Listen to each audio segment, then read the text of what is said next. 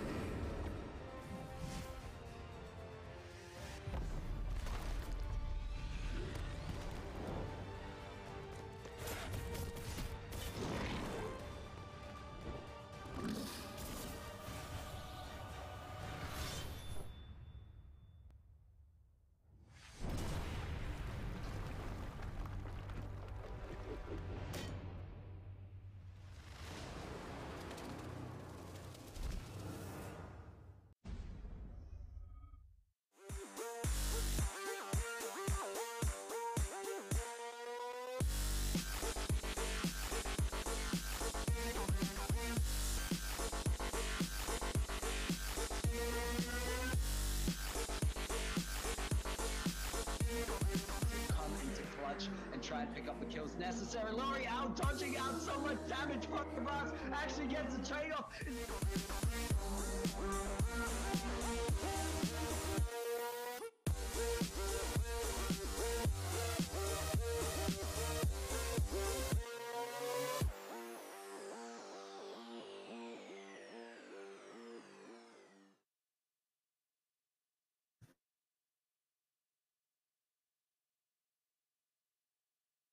Oh, there you go.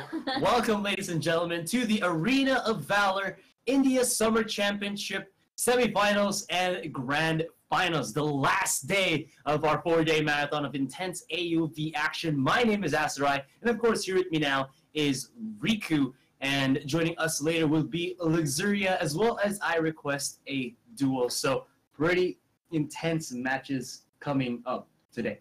Yeah, I mean, day number one, there was a trend going on where it's always a dominating, the game always end in a dominating fashion where the series would end up in a 2-0. But as the days go by, it seems that some of these teams are so neck and neck, and we end up with a 2-1. Especially ExDee Gaming's series yesterday, which they finished off with a 2-1 fashion as well. Let's take a look at our semifinals bracket. Yeah, and like Riku said, ExDee Gaming versus our Abditory with a 2-1. Definitely a match to behold. If you guys haven't watched it yet, there are VODs that you can see online. I'll just give you information on that later. Obviously, Gods and Alliance 2-0. Alliance were just the better team, and they'll be facing each other off in the semifinals. On the other side of the bracket, we have Unity versus Reborns. Unity getting a 2-1, so they'll get the spot there. And after that, it was Serenity versus Infected, another 2-1. So, you know, this quarterfinals, we were expecting 2-0s all across the board, but, you know, these teams have proven us wrong, and they will be, you know, the teams to be watched for today. Oh, before I do give it to you for more awesome analysis, we will be having 2 semifinal match for today, and then after that, the third placement match. So whoever loses in these 2 first semifinals match will be fighting for 3rd place, and of course, the grand finale. All of this will be best of 5s. Yes, sir. As you can see, the schedule is as follows. First up, we're going to be having ExDee Gaming versus Alliance, followed by Serenity versus Unity. And of course, we'll have to find out who will be our matchup for 3rd place after those first 2 matches concludes. Yeah, so what do you think? Like, let's talk about our first match for today while we're still showing our schedule. You know, awesome schedule. SF1 versus SF2. Yeah, that just means semifinals. ExDee Gaming versus Alliance. Yeah, ExDee Gaming versus Alliance. I mean, I already was pretty happy and satisfied from yesterday's series, which was ExDee Gaming versus our Abditory. Where game number 2, our Abditory dominated that second match. But let's take a look at our roster first. ExDee Gaming, we have Shiny X as their offlaner, Dexter as their mage, Kaz as their marksman, Pain as their jungler, and Blastoise as their observer. And for Alliance, we have All Might as the offlaner, Zero will be our mage, Fayez as the marksman, Obex with the jungler role, and Bedman as the observer. Yeah, going back to what I was talking about earlier, ExDee Gaming finally showed some weakness because every time they show up in the tournament, they're always so dominating. They always seem to be very effortless in gaining all these victories against their opponents. So finally seeing some sort of weakness is getting back into the early game, getting back or trying to get a hold of their ground once their enemy team has gained control of the early game. I think that's one of their weaknesses. So I'm looking forward to this matchup versus Alliance. And as well as Alliance on the other side of the spectrum, they're the team that really loves their Diao-Chan picks. And I believe it is probably not a coincidence, but mainly because their opponents really like to take these melee or short-range hero compositions, and that's the reason why Diao-Chan has been working for this team. Yeah, but now, I mean, that's already been exposed on the table, so to speak, from yesterday's matches. So we might see that kind of be banned out, although I don't think it's that much of a huge upset here for ExDee Gaming to kind of go up against. What kind of worries me is what happened yesterday with Alliance, wherein their opponent, I believe that was OG, obviously Gods, who kind of allowed the Superman to actually bypass the first game. So if that happens with ExDee, I'm pretty sure it's not gonna be though. But on the slightest chance that it might, well, you know how Alliance is pretty dang good with that one. I believe it was All Might who was using that Superman. Anyways, draft for game number 1 is ready, so let us Murad and Superman off the table.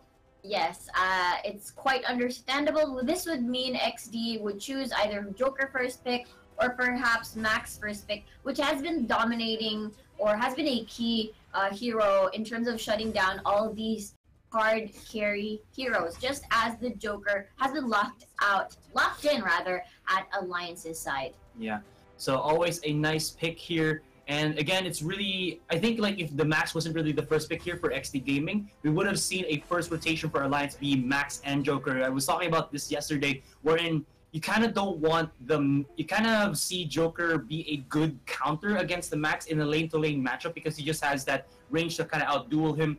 So now they kind of just deal with that. We will be seeing another possibility of the Diao-Chan. Of course, it is a strong pick, and it doesn't really show Alliance's other picks that they might bring into this best of 5. Gotta remember that this will be a drawn-out series, first to 3. So, you know, just use what you have already, and then have your secret strategy be later into the game. I am loving this ExDee Gaming composition. I was waiting for that Atlas pick. It just synergizes so well with that L'Oreal. It actually secures. If this Napra is gonna get locked in, then this is a different dynamic. It plays similarly to sort of like a Murad. So hard to lock him down. But again, I feel like Alice is one of those hard counters. Once you dive in, it might be a little bit difficult to use your mobility skills to get out. You might get bursted down, get CC locked, especially they do have that Lubu on their side as well. I'm still loving the fact that ExDee Gaming has prepared this solid composition against Alliance in our very first match. But at the same time, Alliance has taken this risk because Nakroth, I feel like it's a very 50-50 pick. But if they wanted something very slippery, just the same as a Murad, I feel like maybe, yes, Nakroth is the second best choice. Yeah, and he has a ton of ability, possibly like one out of 2 heroes in AoV that has a triple dash skill, such as the Irie. So, you know, having that will allow him to kind of be able to just zip and zap, like you said, become a Murad and kind of just execute stragglers after a fight. And having a Diao-Chan definitely feel like helps out that situation. Although now I'm kind of not sure what's going to happen here because that Diao-Chan might not have the setup that she wants, because I feel like there might not be a setup hero for this particular pick for for Alliance, but I could be wrong here. Anyways, it's just looking to be a good start as we even see Nacross come into this fight. We haven't seen him in the past 4 days, and it's really awesome that Alliance brings him immediately into the board. Exactly. There is so much room for them to adjust and see whether this Nacross pick is going to work. Again, I feel like XD Gaming has a difficult time dealing with Murad or early game junglers that really sets the tempo, it sets the pace of the game for their team, and that's the reason why they took off Murad. But this time around, let's see how this Nacross fares. I really like the Diao Chan pick because it's so similar to everybody else from the side of XD Gaming. It's quite short range, but you know what? Let's take a look at the match. All right, so now match is ready, so I'll be giving it to Riku as well as I request a duel to bring you the play-by-play. Guys, take it away.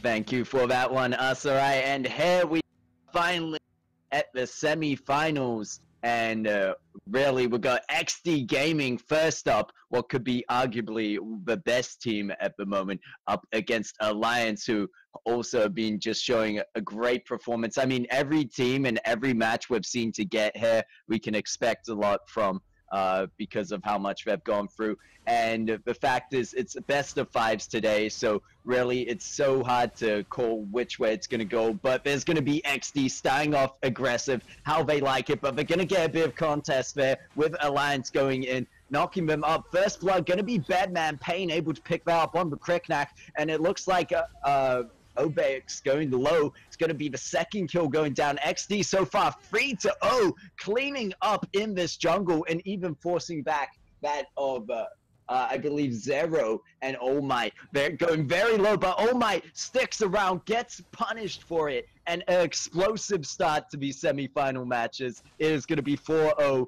for the side of XD.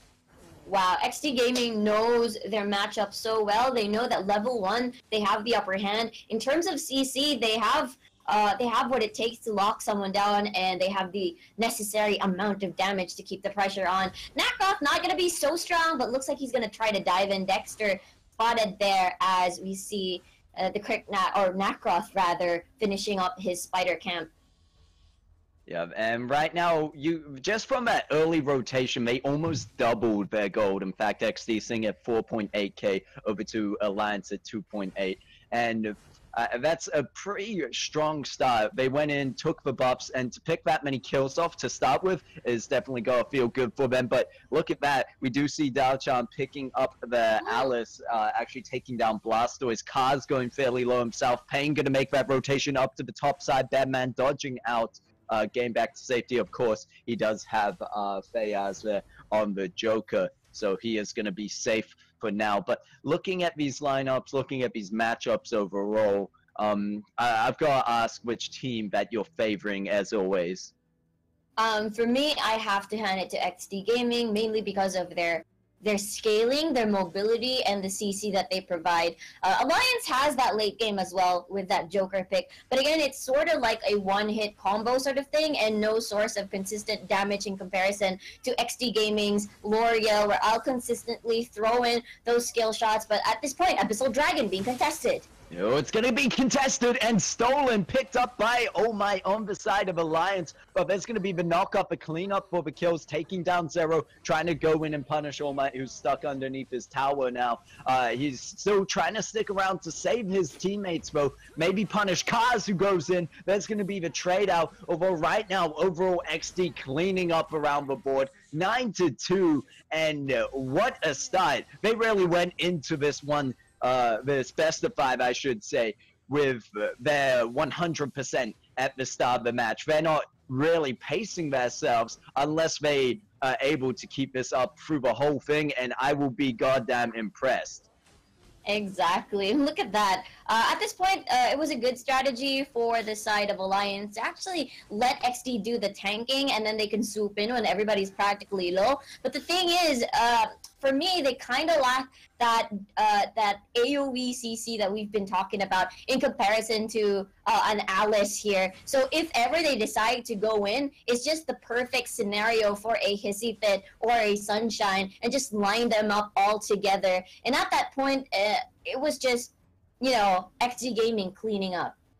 Yeah, and so far is at least the Alliance able to take that one away by taking the Abyssal Dragon. I think positioning after that was a bit off. You did see, I believe it was Fayaz on that Joker kind of getting caught out on his own, and once again gets caught out there between Dexter and Payne, and they're going to be able to clean up taking that My Golem away. But this rotation coming through by Shiny, the ultimate used on that Max, we've seen it picked up so much for this purpose, that global presence you can have into a team fight is going to try catch them out in the mid, but not really going to be able to do so just yet. But look at the pressure they're just putting on with their rotations. Dexter, Blastoise, and that of Shiny X, the 3-man squad rotation right now. Payne obviously substituted up into that top lane, and that's the synergy that ExDee has there, that they know that Shiny, he goes down to mid with the ult, and then all of a sudden Payne covers that top tower for him, and it allows them to pick up the first tower of the game. Batman could possibly get caught out here, but is it a return where Shiny, instead taking a lot of damage, needs to be careful now, but you can see double buff on the hands of Payne. He isn't afraid of double 2-level advantage, in fact, over everyone on the side of Alliance, so they're just going to hide and wait for a bit, but they're not wasting their time. They're on to the next thing, and the next thing is going to be Obex in that mid, trying to poke him down. But so far, I think it's just a bit of poke and play, seeing what they can catch out. The next big objective here is going to be the second Abyssal Dragon, I believe. Yeah, that's the main difference between the AoE CC of XD Gaming and the AoE CC of Alliance. If you're going to have to rely on Diao-chan to set up, you're just going to basically have to ult and let her stand there, stand still, and that's going to be a juicy target for the Cricknack. And at this point, Abyssal Dragon's going to be secured by the Alice, and Alliance will not have the chance to take that in comparison to earlier. But yes, that is the main difference. You're putting yourself, you're putting the Diao-chan in danger, and there's so many that could dive. There's the Cricknack, there's the Lubu, as well as the L'Oreal. Such a vulnerable target. Batman, so low. Using the ultimate to escape, gets out of it just in time, is going to make it back to the safety of his teammates. And meanwhile, you can see XD in the top. I think they're doing the Sentry right now. Yeah, they're taking the Sentinel, and then they're going to be stealing away yet again the My Golem. And it might not be as apparent as to what's really going on, but the fact of they're really just starving our Alliance, it lets them go for this really confident early, actually prior 7-minute Darkslayer that they're going to try and take. Whether that immediately, this is one of the strengths that XD Gaming has. They are very confident with their moves, and they know that they're in the lead, and they could just strong arm their way to practically almost anything in the map at this point. But they're still pretty much reserved in terms of not going all in just yet. No tower dives being seen just yet. They're still just shoving down the waves, feeling their opponents. And at this point, you can see Ryoma is getting chipped down to 1/4 HP. Yeah, and there's going to be Batman coming in for the save, protecting that tower as well in doing so. But you can now, if you look at the minimap, still 2 people up here in the top lane putting the pressure down. Blastoise is going to rotate up, make that 3. But in retaliation to that, you got Fayaz who came back up. But look at Payne! Oh my lord, the damage he puts down, diving on in, able to just pick up that kill with ease. Going to now focus on Batman. The thing about this Cricknack, though, I feel like very single targeted in that sense. It needs to be careful when the odds are not in his favor, but the rotation back to take the mid tower anyway, they still get a win out of it no matter what. You leave the Lubu up in the top side, and he's going to continue to push that tier 2 tower, and Shiny X cleaning up onto All Might. It's just XD really at the moment. You did mention that they aren't going in so full-heartedly into like tower dives or anything too deep like that. I mean, we did see the Cricknack before, but not as real a whole team. I think this is XD not only one understanding their power spike, but 2 really respecting the side of Alliance and wanting to play this game as safe as possible, make a clean first match out of it. And their rotations so far have shown that, as you see Kaz starting up the Abyssal Dragon solo, the rest of the team up in that jungle a bit higher to kind of ward off the enemies. Exactly. They're so far ahead in this match, and a good instance or a good sign of that is that how I did mention how they don't really dive, but at this point, let's see, Dexter is doing the diving.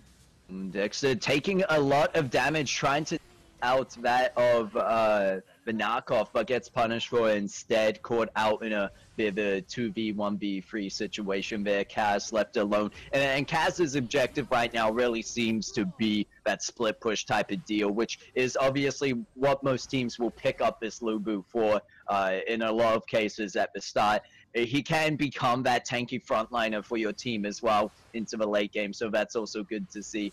But just pushing the enemies back into their base. They're left with that high ground towers at 10 minutes in. It's 15-3 and 10k gold lead, in fact, for the side of ExDee Gaming. They're sitting comfortably at 30.9k over to 20.4.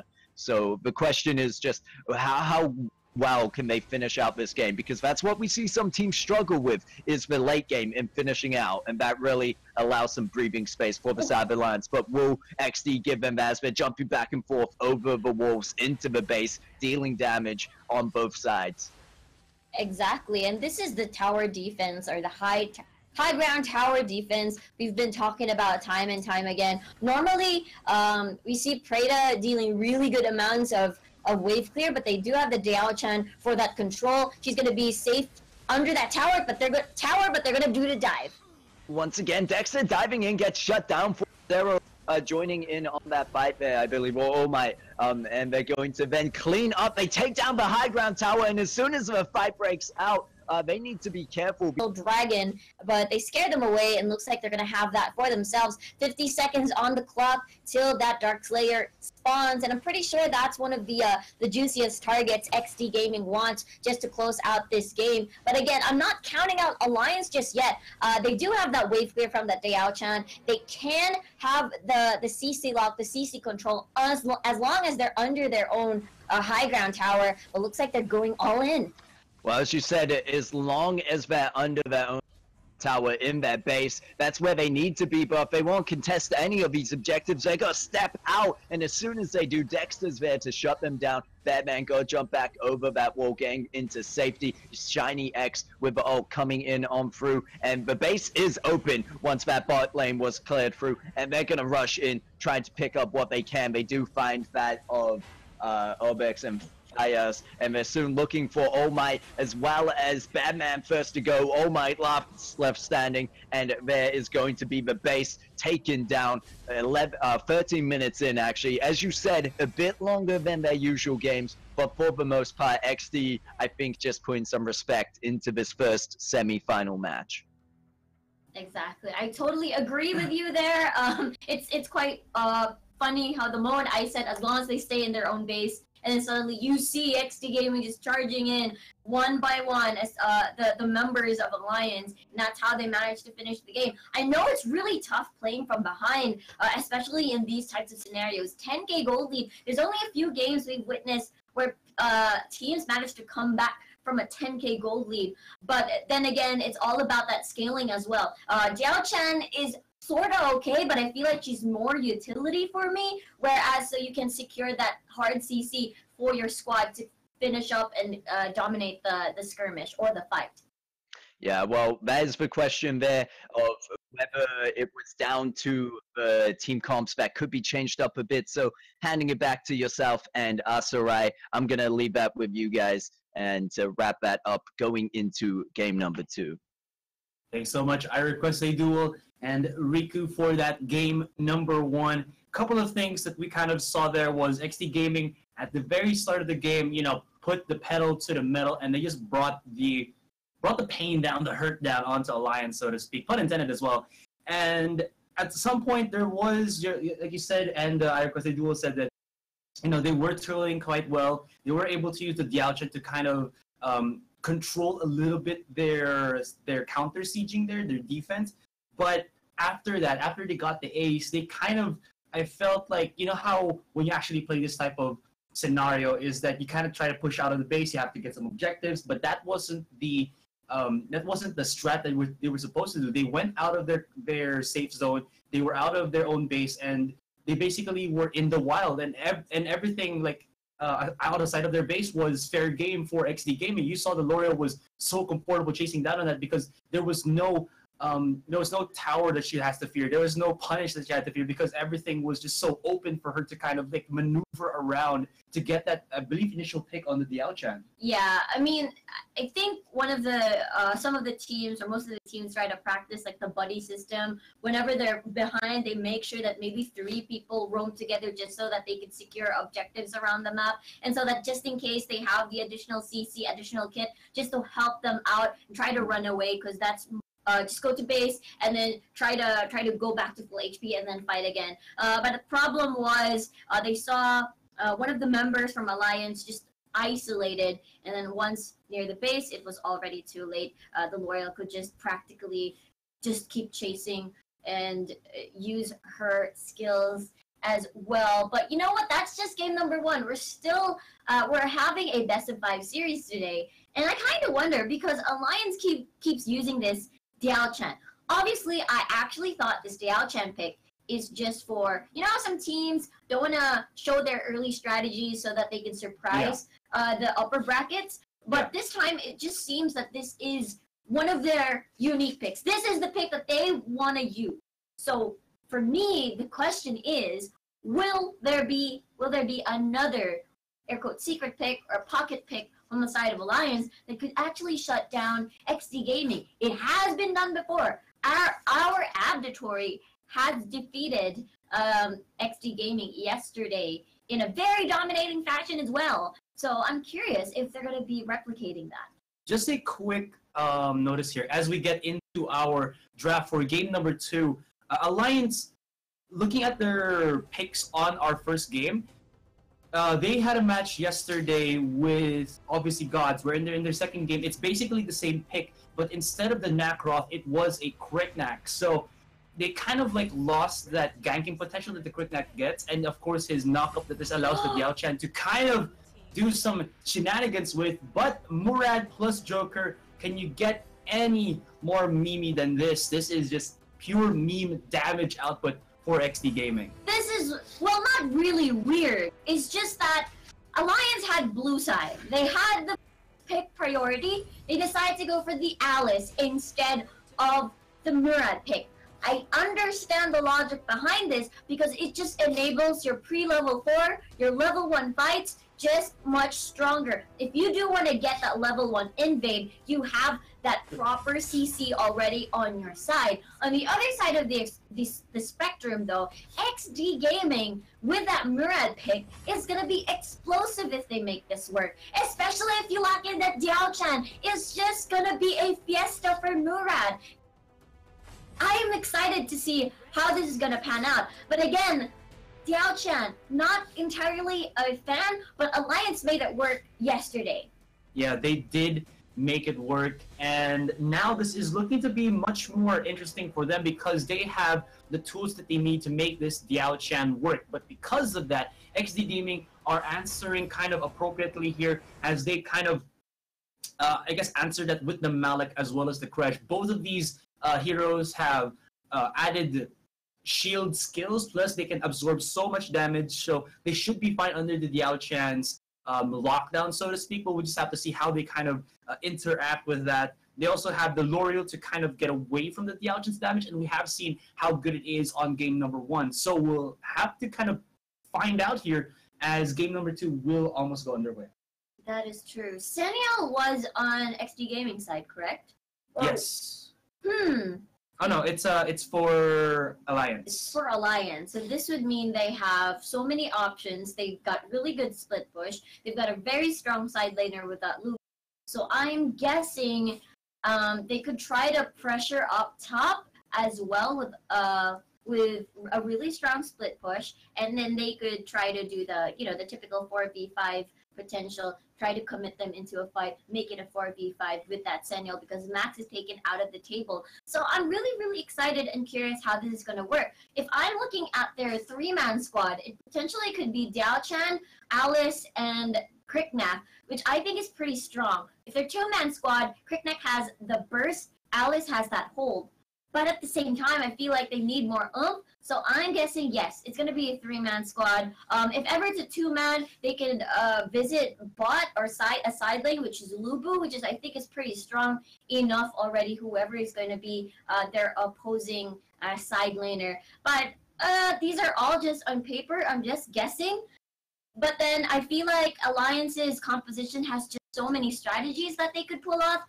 On the map, macro-wise, I'm just a little bit worried about that Diao-chan because it's so susceptible for really good Murad players. Yeah, and speaking of squads, you have to also take note as well that XD Gaming really liked, again, to kind of set their pace or control the game on the early game. So we'll see if they go for the invades. Anyways, I request a duel and Riku for your casters on this second game. So guys, take it away. Thank you as always, Sarai. And if there will be any invades, but right now it seems fairly passive from both sides. My name is I Request a Duel, joined once again by Riku for the second match here between Alliance and XD. XD just taking that first match, but let's see how they play. As I say that, XD do make the rotation down to the Might Golem, but I think they'll get spotted out. However, did they manage to get the steal on that one? Not sure who picked that up. I think it was Payne. He did just manage to dash in there, and that is really the mobility on that Murad pick. And I would be scared if I was Alliance. They gave over the Murad and the Joker that you mentioned at the start in favor of an Alice pick. Now, Alice not bad support at all.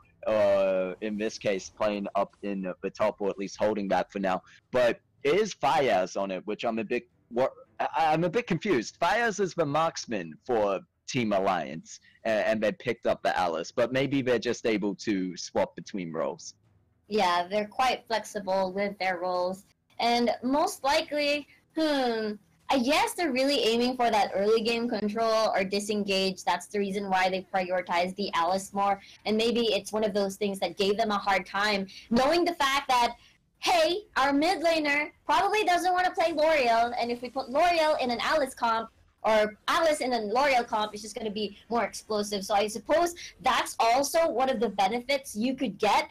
Try to take some minor power away from, minor buff away from Dexter. Again, I'm curious to see Zero play another mage though, but let's take a look at an Abyssal Dragon contestation. Yep, and we'll see here as it's going to be XD started off and XD to finish it. Right now, both teams playing fairly passive, but as I say that, XD going to go on the engage, trying to punish that of Alliance. They pick up the first blood onto Obex there, and Dexter just waiting in the brush to make use of that L'Oreal dashing in and out. So quite a mobile team, especially in terms of the backline that you're looking at XD. You've got that, the L'Oreal, the Joker, and the Murad. And I think what really works well here for XD, we saw them kind of struggle in that first game. It was a very explosive start, but then it started to slow down towards the late and finishing out. But surely with this kind of team comp, the amount of backline damage you have with such a strong front line of the Crash for good engagements with the Metamorphosis and the knock-up coming through with Shiny X who's playing that Malik, I really like XD's drafting into the second match. And if honest, I am just a bit confused by what Alliance have picked up. Well, I guess it's pretty solid. Maybe just the order of the draft or their priorities, but I guess Alice is a really strong pick. It's just that, hold that thought, Kaz! Just fought him under turret, and at that point, the Lubu just falls. All Might. Not so All Might anymore. But going back, let's see, a clash in mid. Yeah, Shiny X trying to go in with the knock-up there, but Crash going to be able to land the Metamorphosis, zoning out Bedman. Not sure if they'll be able to pick up any kills in return, though. However, Alliance picking up a kill for themselves onto Dexter, I believe. And I do understand, you did mention this, that the possible thinking behind Alliance's team comp is for that control kind of comp in the early, and I think that is something that they had trouble with when going up against XD in the first, so they do have their own reasoning behind that and their own way of going through the draft there, as we see that Kaz gonna get jumped on there by Obex, who's playing the Cricknack, but he's fighting back, picks up one, going for the double, the 1v2 plays coming through by Kaz on that Joker, which we know is just such a strong pick. And now it's going to be Fayaz who gets caught out in the wing as Pain rotated down and catches him waiting. And an open Abyssal Dragon right now. Only one nearby would be Dialchan, but I don't think she can steal it on her own, and I don't think she's going to be able to get there in time either. So what I was saying about that Alliance comp that you mentioned is that I think that was in retaliation to how much they struggled with the early game last time, whereas ExDee have done a bit of the opposite and now gone, okay, well, we're going to have a bit more of a team comp that's going to be really good in the late game, but nevertheless, ExDee pulling off well in the early as well. Exactly, and you look at this, it's not stopping. That's 2 temporal turbulence in 2 seconds, but we'll have to see as a fight starts in the jungle. All Might does pick up that Might Golem for himself, or maybe is Obex there, not sure. Either way, they both have the Might Golem, so it has to be a good thing for them as long as they don't lose it. Now is Kaz going in deep, doing a lot of damage there with the dive in, and now they need to be careful. Pain joining back in the fight with that turbulence, and Zero goes low. This is what you mentioned you didn't want to see during the draft when Dialchan was hovered. You knew that this would be a dangerous pick going into the Murad. Exactly. You just keep going in. He's like the poke type hero without the linear skill shots. I go in, just activate my ult, and I'm just gonna try to burst you down, scare you away, force you back to base. And that's just, you know, 6 minutes in at this point. And it's not yet a 10k gold lead. But imagine if that's the scenario. I assume it might be a one-shot Dialchan already, and the rest of the squishy targets on the side of Alliance. And you know, the laning phase for ExDee Gaming is just working so well for them because there's so many sources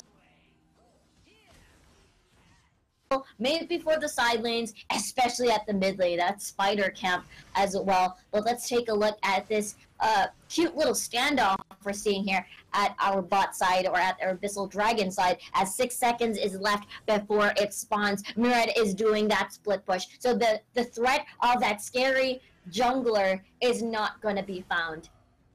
Yeah, it won't be found, but we do know that with that Xennial pick, Bedman on that Xennial, he can join in the fight if it breaks down. However, Alliance just giving it to ExDee, really. This is something I worried about. I actually talked about pre-stream with you guys, is that I was a bit worried to see how Alliance would play against a team like ExDee Gaming, where we saw them go up, I believe it was Infected yesterday, and there were a lot of times where it's kind of stalemate and not really contesting objectives and stuff, and that's exactly what ExDee are going to take advantage of. As we see here, they're already on 3 Abyssal Dragons, picking up another kill for themselves. Kaz really fed at this point, must be at least 4 of those kills for his team, and now continuing to push that bot lane with Shiny X and Dexter. It seems to be this is they have a bit of a methodical breakdown. They've taken the top, they've taken the mid, and now they're going for the bot tower, just doing it piece by piece. Exactly. ExDee Gaming is just practically taking towers, shoving down the waves, as, you know, giving space for Pain to keep farming in his own jungle, trying to split push. Bedman just hiding in this brush, as Blastoise will try to proxy and stop the waves, and he'll be spotted at this point with Murad so low. Zero will accompany his Bedman.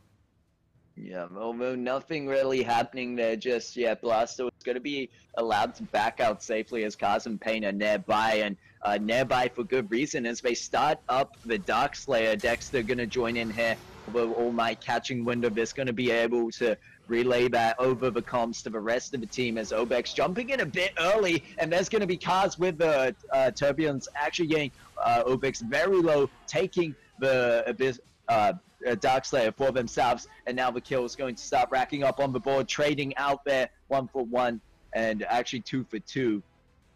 And we do see they need to be careful as Badman getting chased down, make that free for the side of ExDee as they clean up 4, and Badman is now needs to be careful more. Actually, that was a return kill. No, that's just the late kill feed there as we see Murad Pain on this Murad.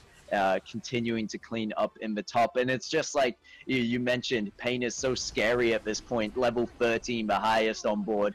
And it's that damage he can do as soon as he jumps in. That for the team comp of Alliance, with the kind of picks they have, they really need to be careful about that. Really, All Might the only one able to tank that up unless you have the Alice nearby to help with shielding. Exactly, and we haven't seen those punish kills. I guess the Alice pick is one of those heroes that could potentially shut down any over-aggressive plays, and you could just a well-placed Hissifit can just turn things around for your team. But 7k gold lead for ExDee Gaming. They have the Dark Slayer buff. Only some of them have the Dark Slayer buff left. But take a look at the damage on that tower. Chip damage really would count at this point, and it's 10 minutes into the game. Earlier, 13 minutes was all they needed, but look at that.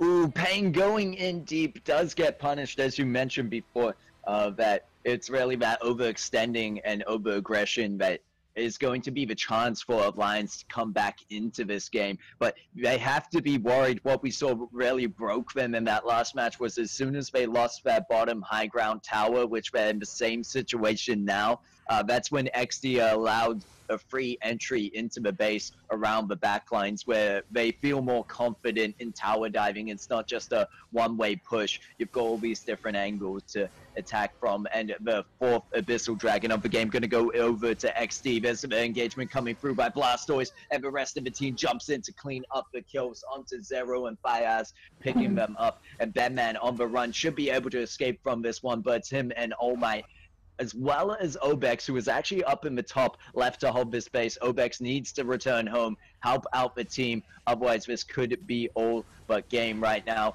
And the two of them just trying to do what they can. I'm not sure what the call is for Obex to not be here right now, but All Might taken out in an instance. Badman go jump back in for some healing. And there's Obex jumping in for the kills. Maybe he's farming up, but the question is, was it worth it? Maybe not. Alice gets the respawn, and the respawns are coming up, but look at the core damage. It's too much, too late. ExDee take game number 2, and once again, similar strategy, similar game.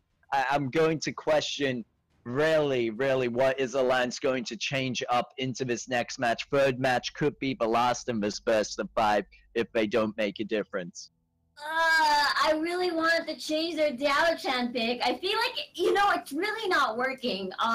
It's easily countered. Diao-chan is easily countered, and it takes certain situations to land all of her shots, all of her AoE to make it work. And honestly, you saw how they're also hovering over Natalia. Natalia is a decent mage. She deals such burst damage in a linear shot, and as well, she has been buffed as well for version 14. But it's one of those things where it's the same playstyle as Diao-chan. You would have to put her in a very stationary position, and that's the reason why all these mobility heroes on the side of ExDee Gaming can easily take advantage of that. If I don't give you space to do what you're good at, then it's practically you can't push any of your buttons at all. I totally agree with you there. It's really ExDee doing great drafting, in fact, for both these matches, and playing those comps that they pick so well. I've got to give it to Kaz for that match, really picking it up, especially the plays, the just micro plays there in it. But yeah, that's my say in it. I'll hand it back to yourself, Riku, and Asarai, take it away. Man, that game number 2 definitely was much cleaner for ExDee Gaming, and they're looking to, look to actually push Alliance to the brink already of losing with that great of a game. And I kind of noticed one point here when they were kind of contesting for the Dark Slayer. Malik wasn't even in that fight. He was split pushing in the bottom lane, if I was not mistaken, and that was a 4 versus 5 scenario. And this is a thing I kind of don't really say too much, but I feel like there is a slight disadvantage for the left side team compared to the right side when you try to go for the Dark Slayer, because the pit, kind of faces on the right side team. that your opponents have to go around the brick. And you kind of saw that even though it was supposed to be a 45, even though they had the numbers advantage, Alliance had to go over that wall, and they were trapped by the Crush, who uses Metamorphosis, pushed them back away, and they had to go all the way around to kind of respond to their teammates who were able to bypass that. And it kind of just, they weren't able to do that in time, and they got the Darkslayer buff already, they had the HP, they had the damage with the L'Oreal, and it just kept faltering, and even the Malik, by his lonesome, gets the bottom tier. Yeah, it takes a while, just as you said, to respond to that. It was already too late before the Diao Chen and the for that battle. And one thing to note is that it's so hard to shut down a Murad if he's given the space to move around the map like he did earlier. Pain did so well.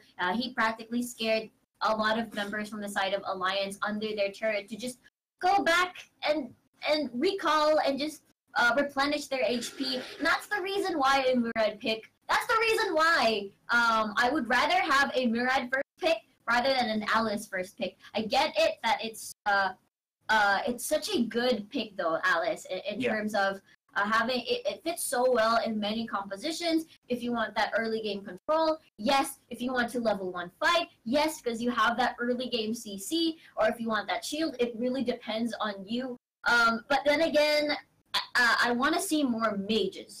I want to see a different mage this time, because seeing Alliance for these past streams, you keep seeing this Diao Chan pick. So I kind of wonder what else they have, because this is their last chance to stay in the tournament. One win away, this ExDee Gaming is moving on to the grand finals. Yeah, and I feel like you're definitely right on all those points. Like, we see the Diao Chan kind of more as an anchor for Alliance. This is their mascot who they won't really give up. But the problem is they're kind of forcing compositions to work with the Diao Chan. But they're, like you said, with their other 4 picks, there are other mages that might actually suit better. Another thing that I kind of want to talk about with the Alice is what the iRequest they do will kind of pointed out to us a while ago, wherein it is actually a staple pick of Blastoise. The observer for ExDee Gaming here, but he also does a pretty mean crest. So, I mean, taking away at the Alice doesn't really, I think, hinder him as much, but they were just hoping that this prime pick, not only was it a takeaway from Blastoise, but is a good enough kind of, utility support that can really help them in the fights, but it seemed like it wasn't really the case for them. So, for Alliance here, I kind of feel like they should abandon the Alice and maybe go for something a little bit more of the heavier control of servers, which is the Crest or the Lumbar here, which I think really does complement well their playstyle. Anyways, game number 3 draft is underway. Let's see if they will do just this, or we'll see that mage that you were talking about. Yes, and it seems that they're going to be switching it up right now with their picks. Good call again on this Murad Bam, which leaves Max open as their first pick.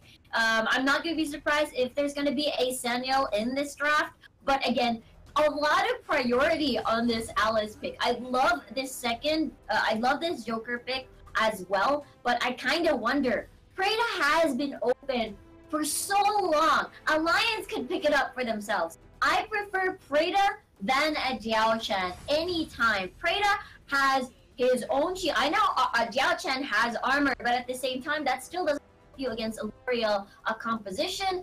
But we'll have to see if they lock in this kill graph. You have 2 side laners already. No Senial to be found if they lock this Malok in, which would mean Max could take advantage of this.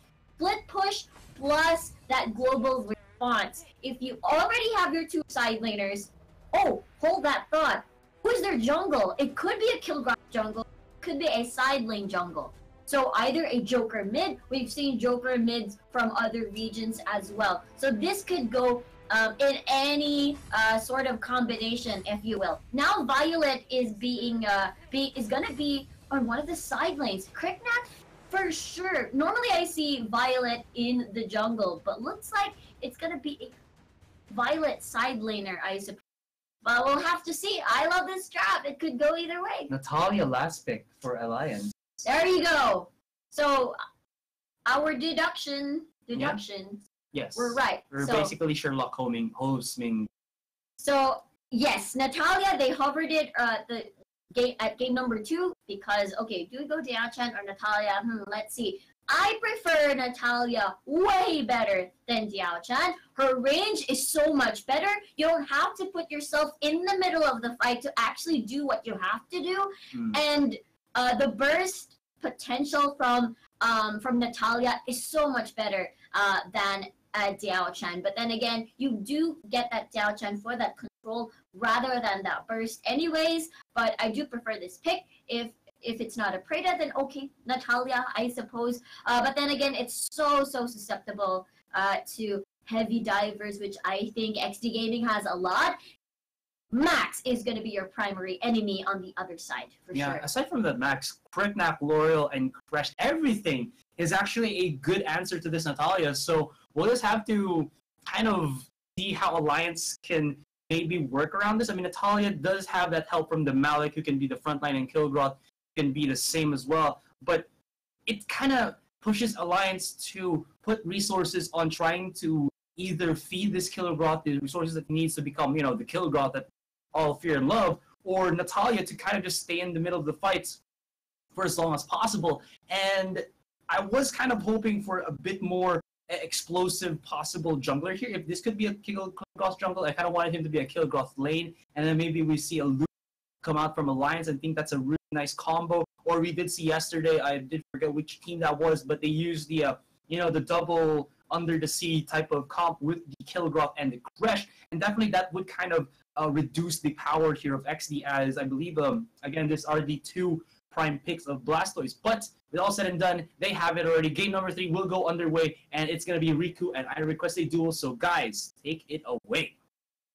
Thank you once again, Asarai, and here we game number 3. It could be the last for this first semi-final matchup between ExDee and Alliance, as ExDee already hold 2 points in this best of 5 to their name. And what a draft coming into draft number 3. A few change-ups there, as you said, Riku. You want to see a new mage in the mid lane 0 picking up a Natalia, but as well as some points to pick out, as Kaz actually going for the Violet pick over the Joker in that first pick slot. So, and to also reiterate, Blastoise once again getting his hands on Crash, and for Alliance, they decide to prioritize the Alice. So there's a lot of questions here as to why the draft was done in that manner, but we might have to hold off as ExDee going in with that early invade. I don't think they stole out the buff. No, you can see All Might there able to clean up with 2 buffs for himself already. So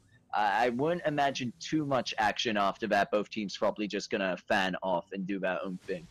Exactly. If you look at their 3-man for ExDee Gaming, it's pretty decent. Not a bunch of hard CC, but they can practically overwhelm them with damage. And it seems that it is going to be a Kilgroth jungle. We'll see the first gank of the game, though.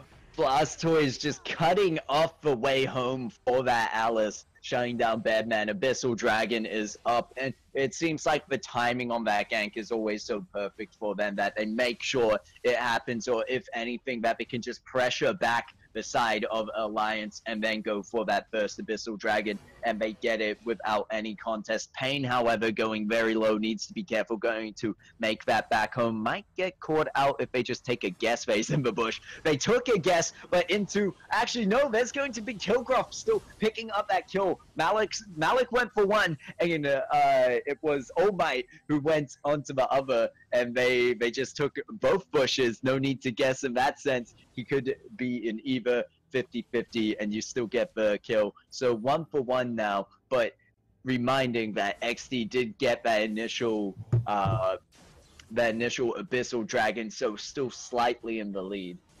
Exactly. And as you can see, there is a bunch of rotations right now with ExDee Gaming. Apparently, bot side Violet is going to be up against Joker at this point. And as you can see, there's going to be the Natalia burst we were talking about, and Dexter goes down.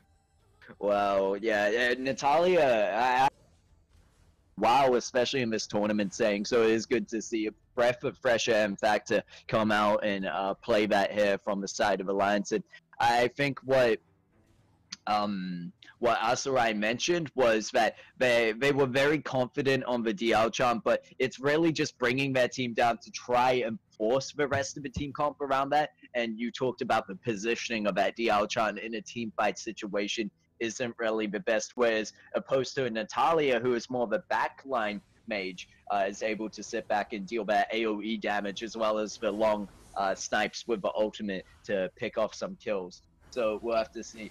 ExDee, 3-man rotation up, or actually 2-man at the moment. Dexter just a bit behind, but will be there in time to help secure the kills. Not needed. It's just gonna be Blastoise and Shiny X, all them going in the max for Crash, doing work.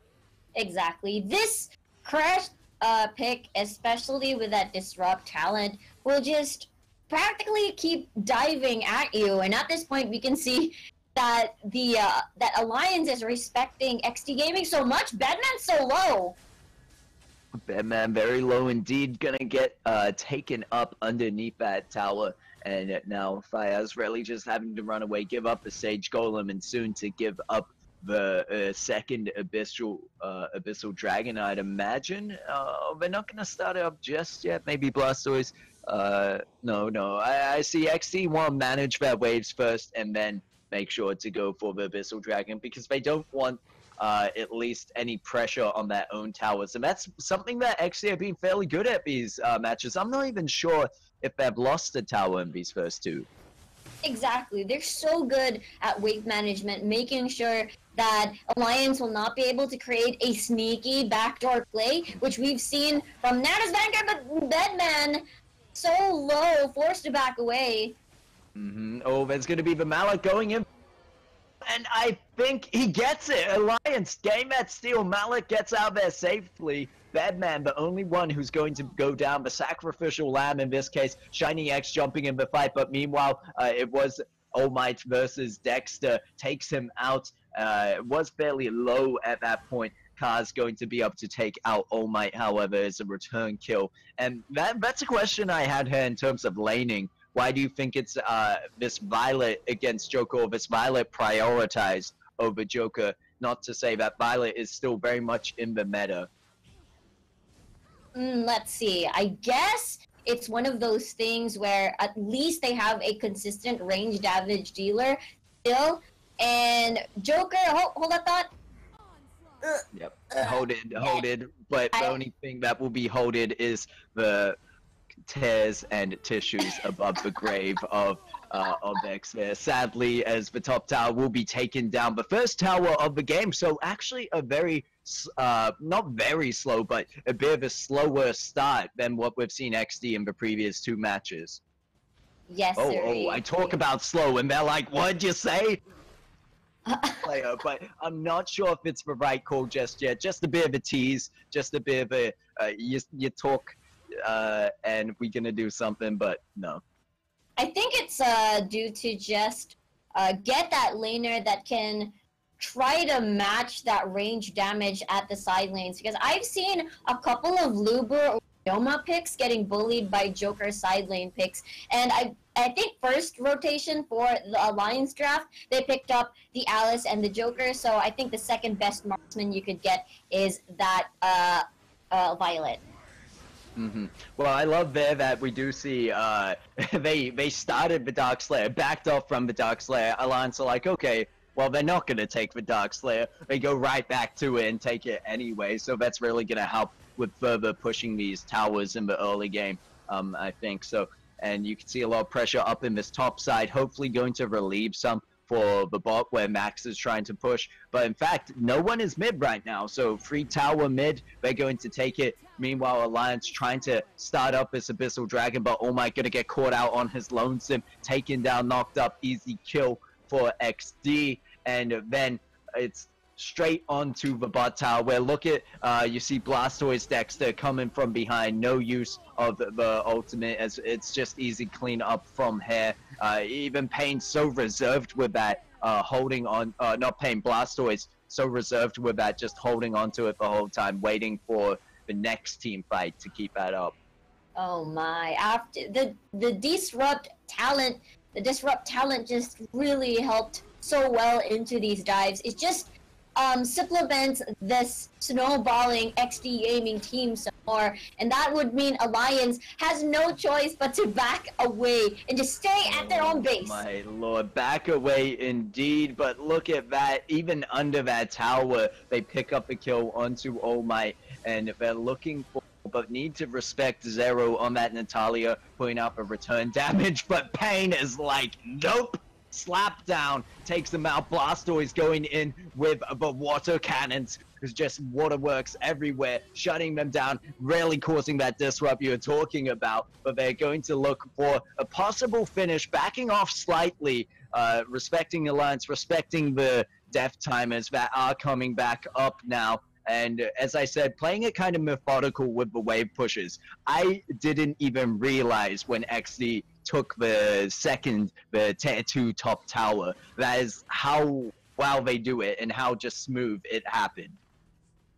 Indeed, ExDee Gaming knows what to do and try to keep their lead and try to keep punishing all these counterplays from Alliance's side. So they obviously cannot find an opportunity. But again, this is what I said about the tower defense mode. It's not a Preda, it is a Natalia and a well-placed hissy fit, which just help amplify the damage that Natalia could give and bring to the table. At this point, really good wave player, but the dive from ExDee Gaming could just do it. Oh, you see All Might trying to be that front line, but on that kill really hasn't built up into this late game as you need to kill Gruff to do so to become that frontline bully. And right now it's ExDee who are being the bullies. There's going to be Blastoise forced to use the Metamorphosis actually because he's fairly low. Cars on the backline low as well, needs to be careful, but just staying outside the base, keeping that distance, playing it safe. Shiny X is going to join in the fight, picks up Batman, but in return they don't quite take out Shiny X until now. He is going to get taken down. And All Might, last one left standing for the team. Gonna see him in the 1v3 situation. Can he clutch it out? But the damage coming through can't reach Cars. And Cars is gonna be able to help shut that one down for the team. 19-7, best of 5 free games in a row. ExDee take it home. Moving on to the semifinals. And wow, it's really the question of who can stop these guys now.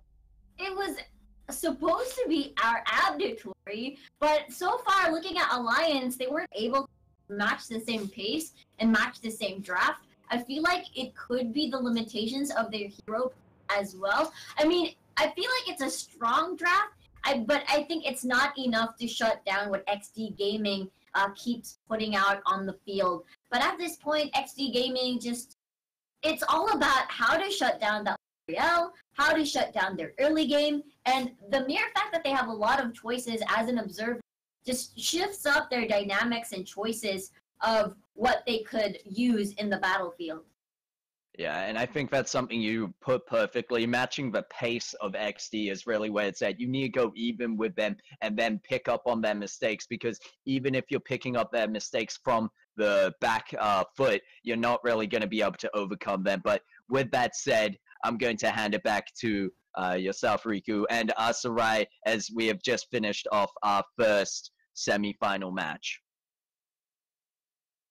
Wow, what an intense 3 games. That best of 5 seem to have been, well, kind of ExDee Gaming, let's say, refining of their playstyle rather than Alliance kind of, setting a pace of their own. I know it sounds a little bit, out there, but it seems to be the case. I mean, on that last game, Alliance, they showed that they were trying to stave away now from the Dialchan, because twice it didn't work, so thrice maybe it won't work again, so let's just, go for Natalia. But Natalia as a hero lacks a certain amount of, I would say, again, utility. Dialchan is good enough on utility, so maybe that could have been the better hero in this scenario to work with that kill growth, because if you can see, the thing that I've noticed the most there is that Alliance had more of too much of a linear team. So what the mindset there is Malik and Kilgroth in the front and Natalia in the back, pushing out her lasers, zapping people down. But if that Kilgroth goes down, then she is easy pickings here. At least if you have the Dialchan, you have at least that shield, a little bit of that rootage, so it kind of complements more Malik and Kilgroth, or even giving space for the Joker, but because it wasn't that, it could have, it didn't work so well for them. Even a Preda, for goodness sake, could have been much better in this scenario. Yeah, I absolutely agree with you. Very, very good points. You're right, because the more slows you have, the more auto attacks you land, especially with that kill shot. And so I guess maybe they wanted a safer mage at that point, not as vulnerable during 5v5s, but still gap closing heroes from the side of ExDee Gaming is so what do you call this, effective in these sort of compositions. Yeah. But you know what? Congratulations to ExDee Gaming. They did a pretty good job in, shutting down all these games. But 15 minutes, they know what to do with their lead. They don't stop. They keep invading your jungles, hide your camps, and hide your whatever else you could hide. And it's just so interesting to see which team can actually shut them down. I mean, we'll just have to see, because they're already going into the finals, and whoever wins the next best of 5, that's going to be Serenity versus Unity. As you can see here, that's our matchup, will be, well, to go up against ExDee Gaming. And let's just have a quick rundown of our players here. For Serenity's side, we have Darth Beta as the offlaner, Mage, played by Shashwat, Marksman, played by Light Morpheus. So he's not going to be in the Matrix anymore. He's gonna plug himself back into the Matrix as the Joker of Serenity here. And Observer, Zipfile. Yes, for Unity, we've got Blaze as their offlaner, Cypranophobia as their mage, Old Excalibur as their marksman, Chai2 as their jungler, and Zed as their observer. Now, let's have a quick discussion of what happened from yesterday between with Serenity and Unity, how they came into this semifinal. So Serenity went up against Infected, where Infected did take the first round. Serenity, they had 2 straight rounds after that, securing that best of 3 for themselves. And on the other side, the opponents, Unity, went up against Reborn, where it was again, the same process. Reborn took the first round, but Unity went to have the second and third game here. Exactly. Remember, Serenity, it was a 2-1 expected, and one of the key things that they that you can see from Serenity's side is that they have the tendency to tunnel. So if I were to think of Serenity versus ExDee Gaming as an example, I think that's one of the weaknesses ExDee Gaming could take advantage of. But then again, ExDee Gaming is so good at focusing on objectives and creating different sorts of distractions as well as a strategy. So if you look at that, weaknesses Serenity should probably fix. If ever, they are the ones that move on to the finals, and of course, as they enter into the semifinals matchup against Unity. Yeah, another quick tidbit here, or quick info, is that it was Unity employed that double under the sea duo with the Crest and the Kilgroth. So we might see that actually come into fruition for the next match. Definitely something to look forward to, because you don't see that every day, and Unity seems to use that as their spearhead into bullying their opponents to submission. Definitely something, again, to behold. Another thing that I kind of want to point out here is, what up against their match against Reborn, it looks like Serenity has some difficulties in the early game, and so these are just 2 things we have to talk about, or we have to watch out for. Unity has that possibility to kind of have a weaker early game, because they kind of go maybe a little bit more of the after level 4 type of comps. And then for Serenity, said they go for a bit of that tunnel vision, so it could be both of these things exploiting those if they were watching the matches again from yesterday. And yeah, I'm looking forward to contested picks. You did mention the Crest, and probably we're going to see a lot of Joker Praetas in the next matchup. Yeah. It might be a very common denominator or factor between these 2. It's like I'm talking about math now. But one thing to note, another thing to note is that perhaps Unity is also a full squad of Conquerors, and they have a 100% win rate point. So potentially this could be a really, really good match. could be a really good match indeed. Lots of high-ranking players here. And yeah, so we're just going to take a short break, guys. And when we get back, it is going to be Serenity versus Unity. Again, this is the Arena of Valor Summer Championship. We're already on our semifinals match, your second semifinals match when we get back. And again, whoever wins this will get that majority of the overall 5 lakh rupees plus AOV t-shirts. My name is Asroy. Here with me now is Riku, and this has been presented to you by Tencent and produced by Tesseract. Be right back.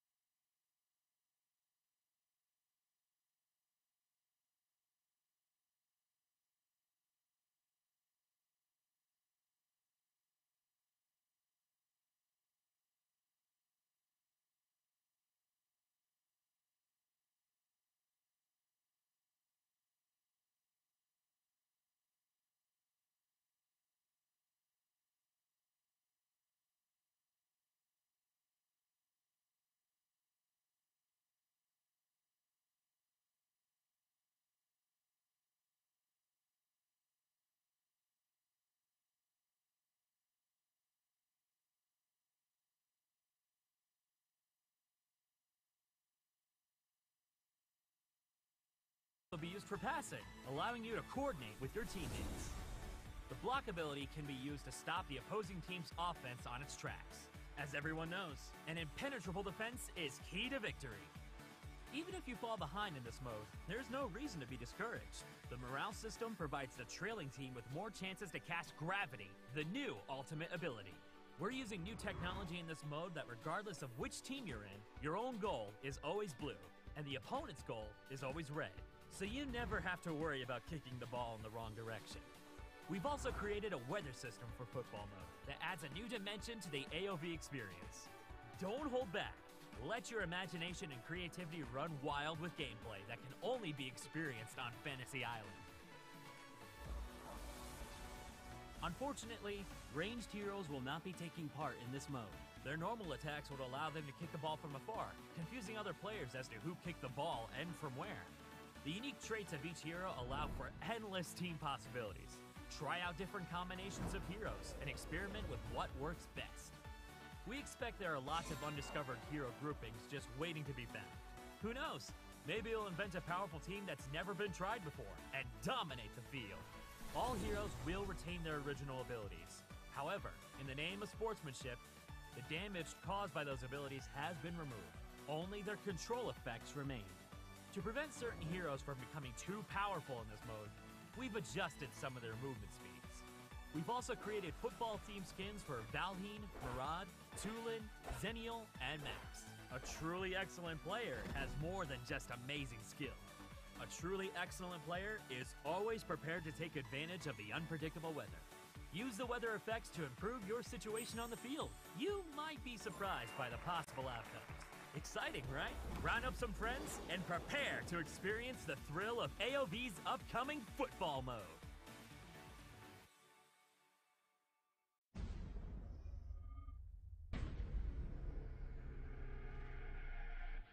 Welcome to the hero spotlight of Max the Wonderkind.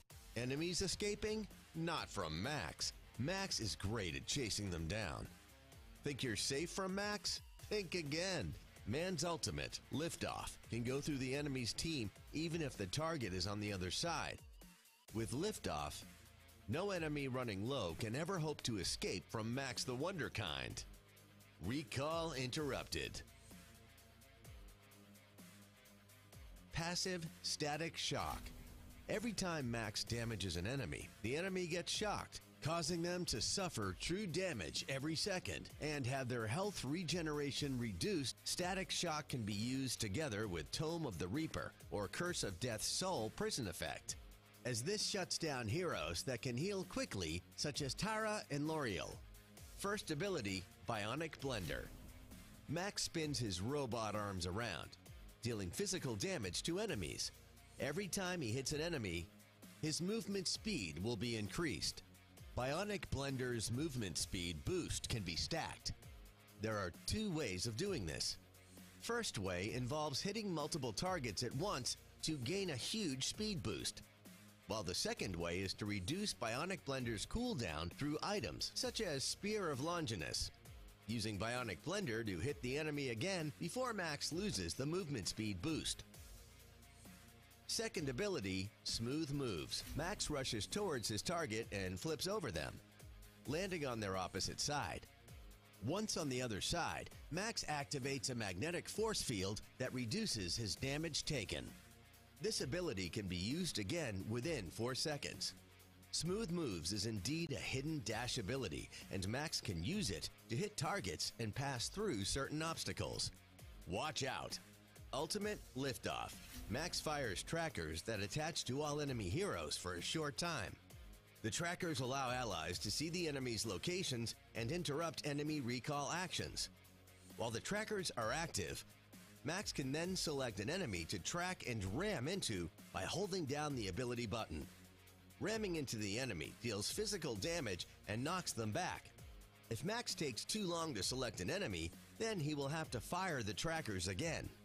When Max lands, he activates a magnetic force field that reduces his damage taken, increases his resistance by 30%, and shocks all nearby enemies. Pressing the ability again while Max is tracking an enemy will cancel the attack, making Max land immediately and activate his force field. Max doesn't have to ram into the enemy every time when using Liftoff.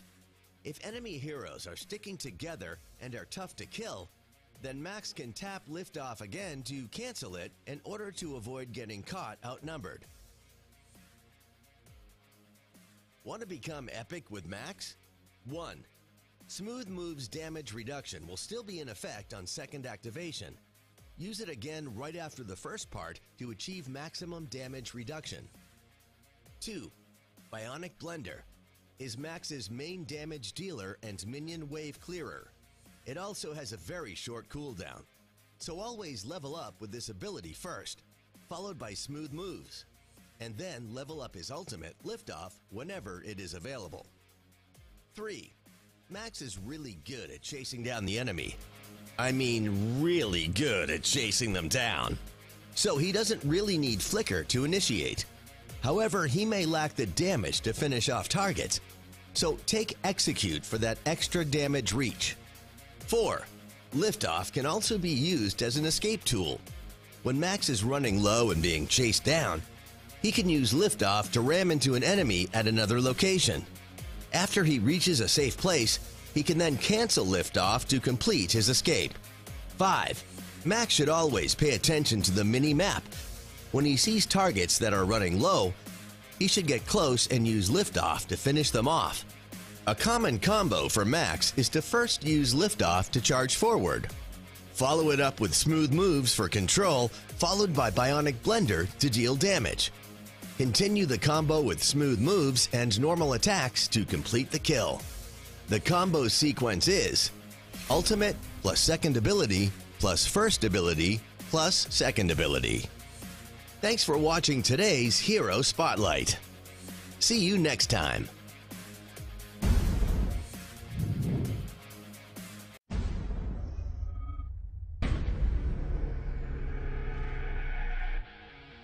When the twins T and Me wear the knight armor crafted by the legendary Max the Wonderkind, they form T-Me, the Stalwart.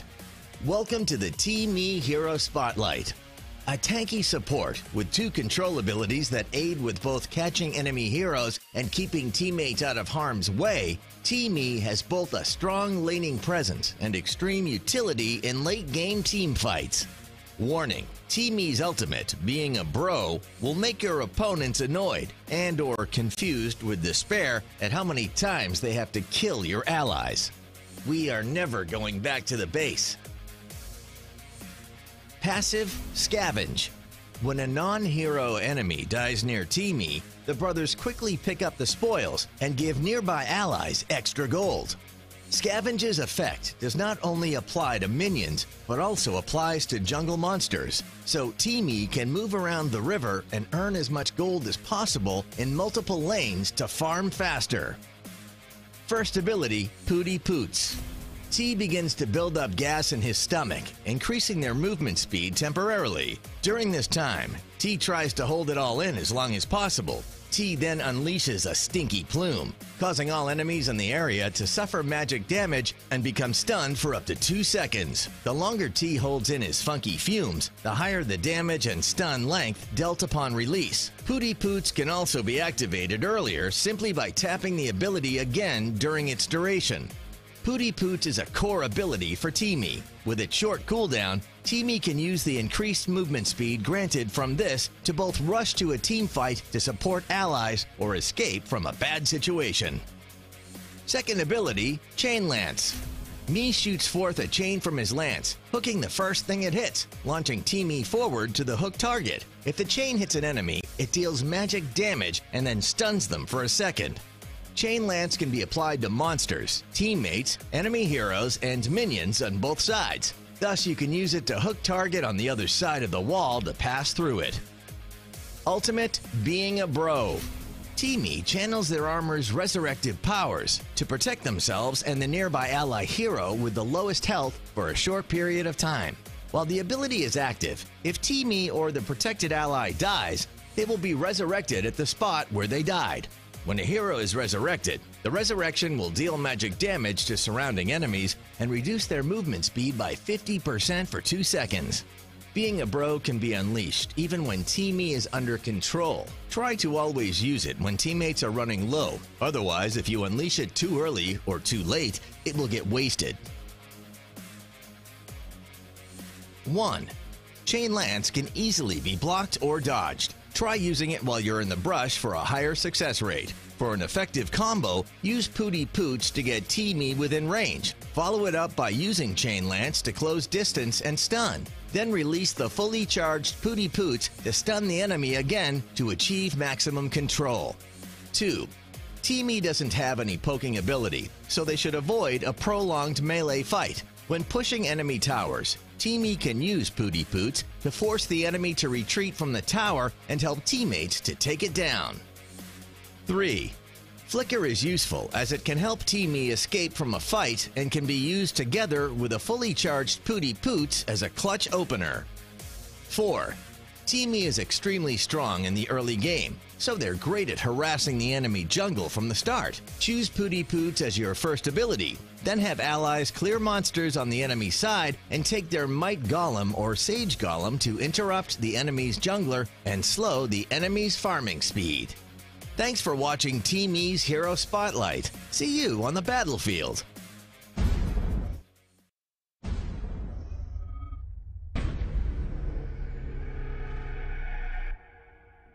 Hi everyone, the hero we are introducing today is Wonder Woman. Born on the paradise island of Themyscira, Wonder Woman is a proud Amazonian. She holds the indestructible shield in her left hand to protect her from damage, swinging the sword of Athena in her right hand to unleash the mighty attack, waving the lasso of truth to control her enemy, and crossing the bracelets of submission to protect her teammates. Come together, let's shake the battleground. Passive, Amazon Shield. After 2 normal attacks, Wonder Woman's next normal attack will throw her shield, dealing an additional true damage to all enemies in its path and slowing their movement speed by 1% for 0.5 seconds. If the shield hits an enemy, Wonder Woman will recover HP. If the shield hits an enemy hero, the HP recovered is tripled. Wonder Woman can also trigger the passive by stomping the ground 3 times. She can leverage her passive to trade with enemy when laning in the early game. First ability, Sword and Shield. Wonder Woman repels her enemies with her sword and shield. Her shield bash deals physical damage and slows enemy movement speed by 2% for 3 seconds. If the shield hits an enemy hero, Wonder Woman will receive 3% damage reduction for 3 seconds.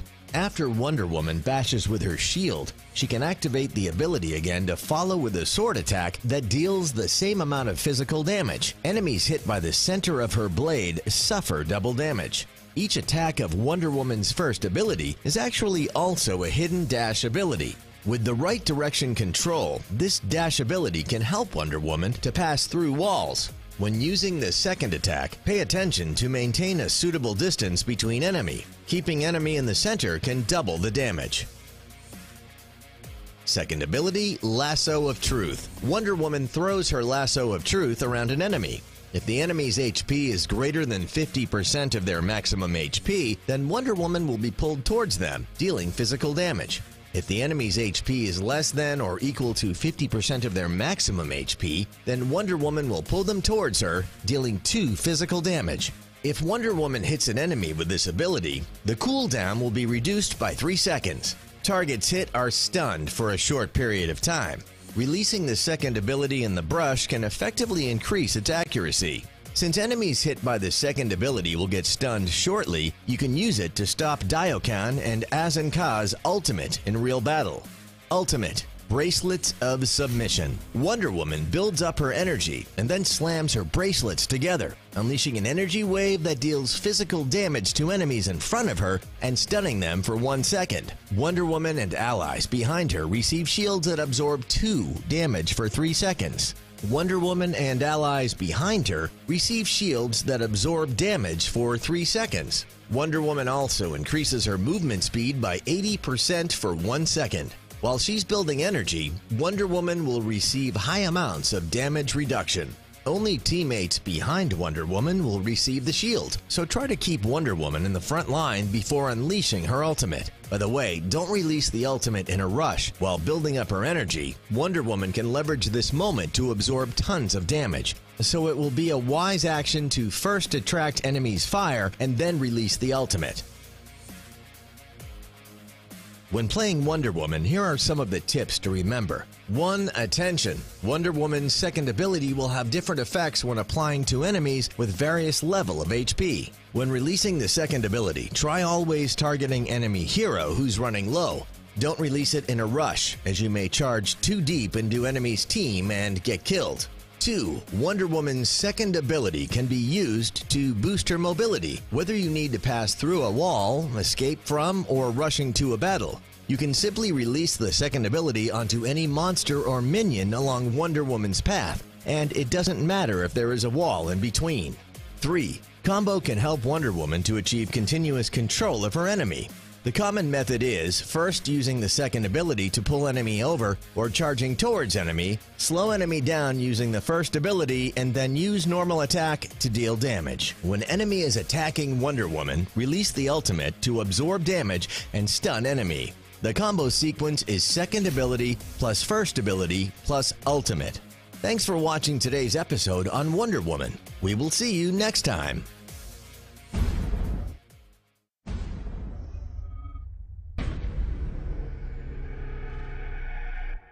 Hi everyone. In this episode, we're going to introduce Tel Anas. Tel Anas is a marksman who doesn't have any particular movement abilities, and thus she relies on her teammates for protection. At the same time, her attack damage will get a boost when she is beside her teammates, and so team engagements are her strong point. Her very long range allows her to provide heavy firepower support from the rear. Of course, Tel Anas' most fearsome skill is her control powers. Once an enemy has been affixed by Tel Anas, then they basically won't get the chance to escape.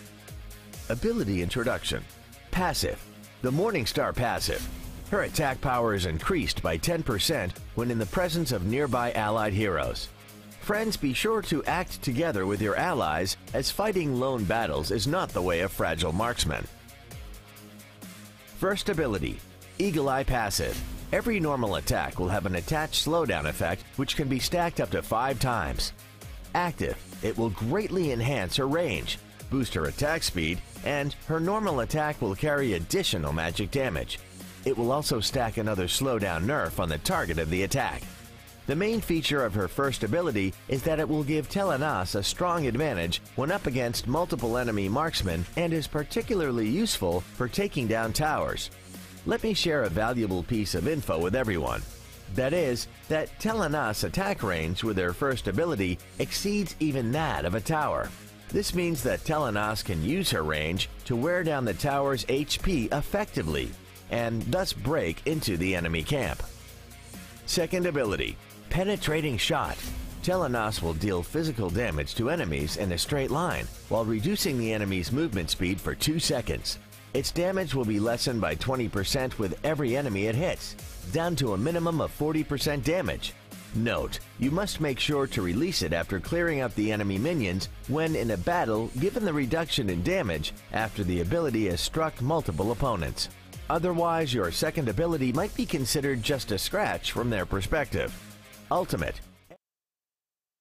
And welcome back, guys, to the Arena of Valor India Summer Championship. My name is Asarai. Here with me now is Riku, and we'll be joined later on by Surya as well as Isaac.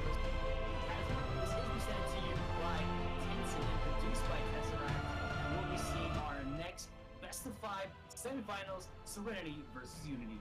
Yes, let's take a look at our matchups today. Serenity versus Unity. For Serenity, they have Darth Vader as their offlaner, Sashwat as their mage, Light as their marksman, Fiaz as their jungler, and Zipfile as their And for Unity side, we'll be having Blaze as the offlaner, Sopranophobia on the mage, Cold Excalibur with the marksman role, Chaitu as the jungler, and Zed as our observer. So we were talking off stream about how we thought these teams had certain weaknesses as well as strengths. So would you kind of expound upon that? Yes, Serenity has really good objective timing, and their rotations are good. Like, for example, okay, we're gonna gank bot or DS lane, rather, hold that thought, Abyssal Dragon lane, and then that would lead to an Abyssal Dragon take.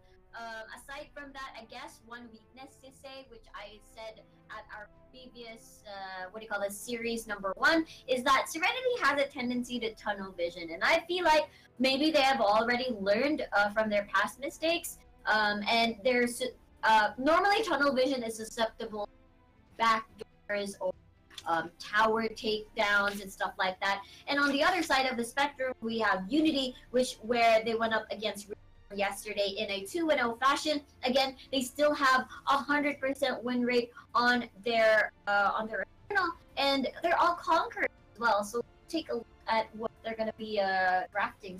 All right, draft number 1 is underway, so let's get into it, see what happens here. And the weakness of Unity that we have seen a while ago, or at least days ago, is that they kind of have a weak early game, so they need something to kind of set this up. And they were the team that I would again dub as the under the sea team, as they do employ that Kresh and Kilgroth duo. Pretty damn strong, pretty good for the team fights as well. Rectamundo, and we'll have to see immediately what a response draft here. You can tell that they fear the Joker and Freda common synergy here, but looks like they're gonna settle for Ganga. Now that I see that Serenity, doesn't have any global presence in comparison to Unity's Sentinel pick, I kind of wonder if in next rotation they might lock in that Max, as they still might lack that other side laner. And Ryoma could sometimes go jungle, sometimes he could go do a decent side laner as well. But if they lock into Slumber, they're gonna have that observer. Alice, again, one of the strong picks, especially if you pair it up with a very good hard carry. So Preda is one of them. As long as they provide that awesome peel, then the damage will be dealt. So we are only lacking a marksman now, or at least a hard carry here. And look at their composition. This is a well-rounded comp right here. You got yourself some team or some prowess in the early game, a good spike in the mid game with the help from that Preda, and then Kilgroth just basically destroys people in the late game. But on the other side of the spectrum, Serenity here is also not too shabby. They have themselves that Maganga for some really drawn-out team fights, the Joker as well, and for some burst combo. And this is going to be, well, really interesting to see how it unfolds. Yes, the Kilgroth pick, not really easy to shut down, but then if you do have the necessary CCs and target focus, then he is easy to catch up, as he's very linear in terms of playstyle. He dives in, tries to get those autos hit to get that sustainability in a team fight, and that is one of the key strengths of a Kilgroth. Very hard to shut down, but as long as he's target focused, as long as you have the necessary amount of damage, they're good to go. But also another key hero in Unity side is the Preda pick, which I think can play from behind, but at the same time can snowball. Well, not really snowball, but just has a lot of wave clear, which would mean tower defense and as well as sieging could get really. I'm kind of just happy to see that, the Preda, like, let's say a couple of patches back, was more of a niche hero that doesn't really see too much play because of how the game has evolved already. He has, has basked in that spot, in that limelight, just because of what you said, his strengths being that he controls waves ever so effortlessly, actually. And in the fight, not too shabby as well. You can actually, I believe, if you time it, you can do like a double Preda wave combo. That gas bomb of yours, it just allows you to have a certain like a pseudo type of burst combo for this Preda. And yeah, this is just game number 1 starting off. If you guys are interested to see who's going to be winning this one, put it in the chat, or who are you rather supporting? Is it going to be Serenity? Is it going to be Unity? Actually hold or kind of deal against ExDee Gaming in the finals. We'll just have to see as we are still loading into our first game. Exactly. Take note, Unity has that 100% win rate. Serenity has already lost a game. But let's take a look at our match as it is ready. So I'm going to hand it over to Asarai and Gloria. Thank you so much. And of course, again, my name is Asarai. I'll be one of the casters for this second best of 5. And joining me now is the lovely Luxuria. I'll find another word to kind of, describe you later on. Don't worry. Okay, so I was looking for, multiple L's when you're going to open up for me. But even then, coming into this game a minute in, and we do see Maganga taken very, very low, or rather relatively low. And, okay, he's healed back all the way up, but that is besides the point. But coming into this game itself, I'm really liking what I'm seeing in terms of team comps, right? We saw ExDee Gaming when they went up against that of OA yesterday, and they played the Maganga, or rather the side of OA actually played the Maganga, and they played him really, really well. We saw high burst as well, but we do see a little dance here in this bot side. Sopranophobia will be heading back into that mid lane. So just look at the team comps here. Kilgroth, right? Not the easiest hero to execute because simply just down to how much farm you actually need, and if you're not able to, you really cannot carry for the late game. Like you mentioned, Unity needed a hard carry for the late game or the high burst. Joker was on the table. Joker wasn't picked up at all. Yeah, he wasn't picked up as well, and they were just able to take out that Kilgroth, the Kilgroth straight from the get-go. I mean, that is the weakness of this Kilgroth right here. He's going to be very susceptible to these ganks, and because of that immediate kill for them, you see how Serenity immediately capitalized upon on that Abyssal Dragon, and this just goes again to talk about how Unity kind of has a weak early game here, but this is to be expected because that is a Kilgroth, although the Preda is going to be dove upon here as they're looking for a huge team fight. Look at the body blocks coming in from Unity as they now push back onto Serenity. The Itties are going to just come out from the biddies, and look at this as who is this one getting caught out? It is actually the Maganda, but from downtown, Darth Vader goes in, and you know what? Anakin Skywalker, he did that horrible thing in I believe that was the 3rd movie, and he is doing it once again here as Unity is gotten obliterated for I believe that was 2 deaths there, and Serenity, oh my goodness, is getting all those kills left and right. Yep, Abyssal Dragon on top of all of that as well. So Serenity definitely looking very, very strong in this early game. However, if they do allow Unity to actually breathe and go into the late game, they might be a force to be reckoned with. I mean, just looking at the team comp itself, they have got the Alice for the shutdown, for the CC, they have the Praetor for the long range poke, and on top of that, Kilgroth can be in the front line. However, they are not looking as tanky as the Praetor comp that we saw from yesterday. But the side of Serenity, however, they have got a ton of damage, and not forgetting, no punishment whatsoever for when Timmy uses being a bro. And on top of that, high healing from Maganga. Serenity in itself has got really high sustain to go up against this Kilgroth and the likes of Praetor as well. Yeah, definitely agree with you on that one. I mean, they do possibly have the hissy fit and maybe the wave here of the Praetor to kind of use, but hold that thought as we are going to see them kind of collapse upon this one. There is the Xenia with the ultimate just to go for the response, and look at this Teamy go down, or rather the Maganga go down, but of course, Teamy activates being a bro, and it's going to be okie dokie on that one. Max joins in onto the fight as well. He is level 6, so he's going to take or produce a good amount of chunk of damage here. The Praetor wave a little bit tad too low. And at the opposite side of the spectrum, that is going to be the Joker to get a kill. While at the other side of the map, you see the Kilgroth not give a damn for his teammates just yet because he is trying to get as much farm as possible. So this looks to be the waiting game for Unity, although Serenity is definitely getting a huge chunk of advantage because of that certain fact.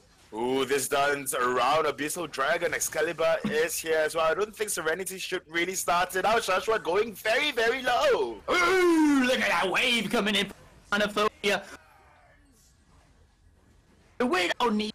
Maganga has faltered as well. And Teamy, oh Teamy, will he actually revive? Looks like that's going to be a no. No ultimate for this baby boy just yet as he goes down for the count. And who got the Abyssal Dragon? It was Serenity, but they did lose a few members just to secure that objective. Yeah, but I feel that it's, you know, kind of worth it. You lose out 3 members, you pick up 2 kills for yourself, and you get the Abyssal Dragon as well. So all in all, it kind of worked out for the side of Serenity. I mean, just look at the gold lead that they have. Not an impressive one, 1K, but you know, when you're up against such a comp like that of Unity, any form of gold lead is as important because you do not want them to have that early game. You do not want them to have that lead from the start. So looking at this, you know, it's just down to Zipfowl and, sorry, not Zipfowl, but Blaze on that. And it's just so much CC. And then if Cypranophobia in the backline's not checked at all, can dish out just so much damage for Chaitu here. Ooh, he's going to have to try to run away here, skedaddle from the fight, but of course, Daniel, click of a button, one press of that touchscreen, and he actually just joins in onto the fray. Now, a 3v1 situation here has the back away because even though he is a tank, it's not really gonna, you know, expound for him too much. On the opposite side of the spectrum, in the mid side, Zephyr's actually got that mid-tier 1. Cold Excalibur is gonna be happy with that one, but not too much as he actually goes down for the count. And that was a little bit interesting or weird to see. For that to actually happen. Darth Vader on the max, though, is actually doing tons of good job. But look at this Serenity from bottom to middle to top. This is the trinity of rotation that we see time and time again that these teams employ from certain time to time as well. And Hazebit will be activated there. The waves as well. Look at the damage on the zip file. He goes down. And that's going to be no usage on the being a bro. Interesting to see that to actually happen here. As Zephys finds an opening, charges in, goes for the poke, but of course Ryoma has the counter poke to go as well. Sopranophobia on the side tries to go in for the fadeaway wave, and it's really not gonna connect. Spirit Sentinel is open for the taking, as well as the Abyssal Dragon, and I think Kilgroth, as you can see in the bottom side, is looking to start it off. No vision possibly here for Serenity. Might be the Joker, could go for the steal on that killing joke, but we'll just have to see as he is in no man's land. Tries to go for the steal, no!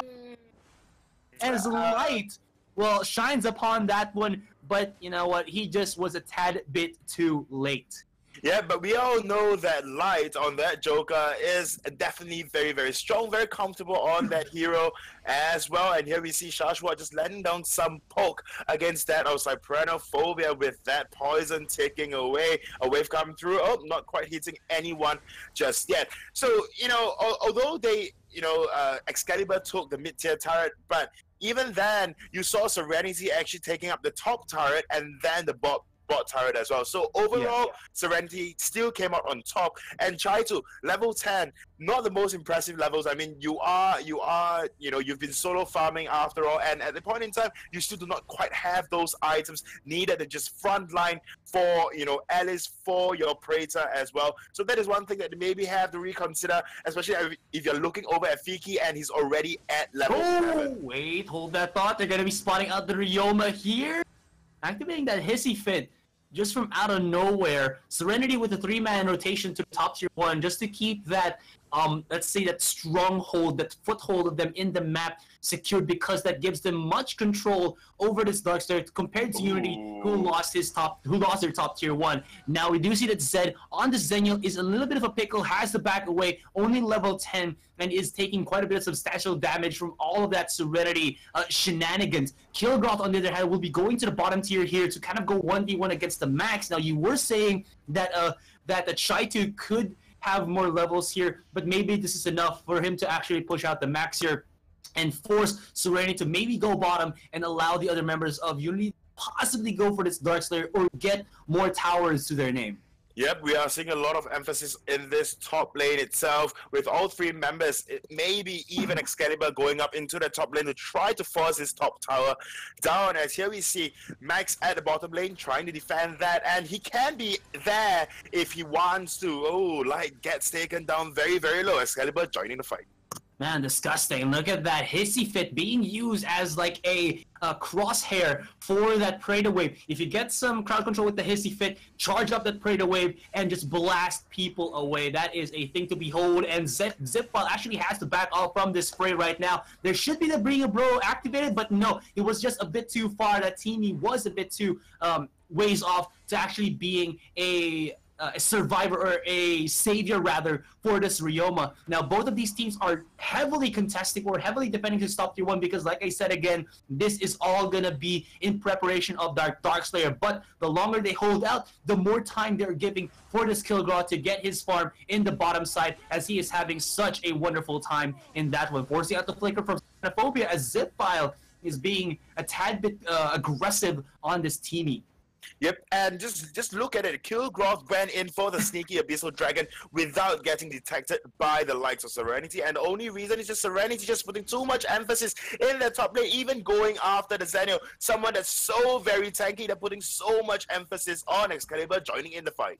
I mean, they can't smell the Kilgroth doing that because bad, but you know, it is what it is. Pooty Poot's in the way, and that's gonna be shut down for Light as he finds in the midst of it all that Preda. Now it's all gonna be all hell, all loose in the top lane as we see teams just going in, and this Zed is still alive. Max is still in the middle of the fight here, but that Kilgrath is doing so much damage, although Light has been uncontested in every single bout that they have in this top lane clash, and he just obliterates everybody. Although that will be a 3-for-3, Light is still looking for some targets. Does he see the Alice rotating to the mid? Maybe even get him a little bit of that juicy bouncing girl right there. Maybe get a kill. He does have the burst, 13-11, and he is looking for that initiation. Oh, nope. Is looking for that bouncy gold. Yeah, there you go. That lolly that I Requested Duo actually mentioned just the other day. But here we do see Unity actually, given the space, was able to farm up, especially that of Kilgroth. Although in the top tier, the top lane, they kind of lost out in a team fight, getting forced away. But even then, with that, Serenity couldn't push on into any other objectives. Maybe clear out the jungle, but that is about it. And here we see Ryoma, Max putting emphasis in the bot lane, trying to get that Abyssal Dragon, sneaky one at that. But Excalibur and the entirety of Unity probably have smelled that, and they will want to go down to claim this dragon for themselves. And here you see Chaitu trying to, oh, there you go. Abyssal Dragon getting taken by that of Chaitu, and no response whatsoever from the side of Serenity. I like this from Unity though. They know that at least they know that, you know, there's a possibility of Darkslayer being taken out here, so they actually put the Alice on the top side, but that is not enough to actually counter this take, and Serenity get that DS buff. This is going to be huge. A team fight ensues right now as they get arrested into this one. Preda is going to go one.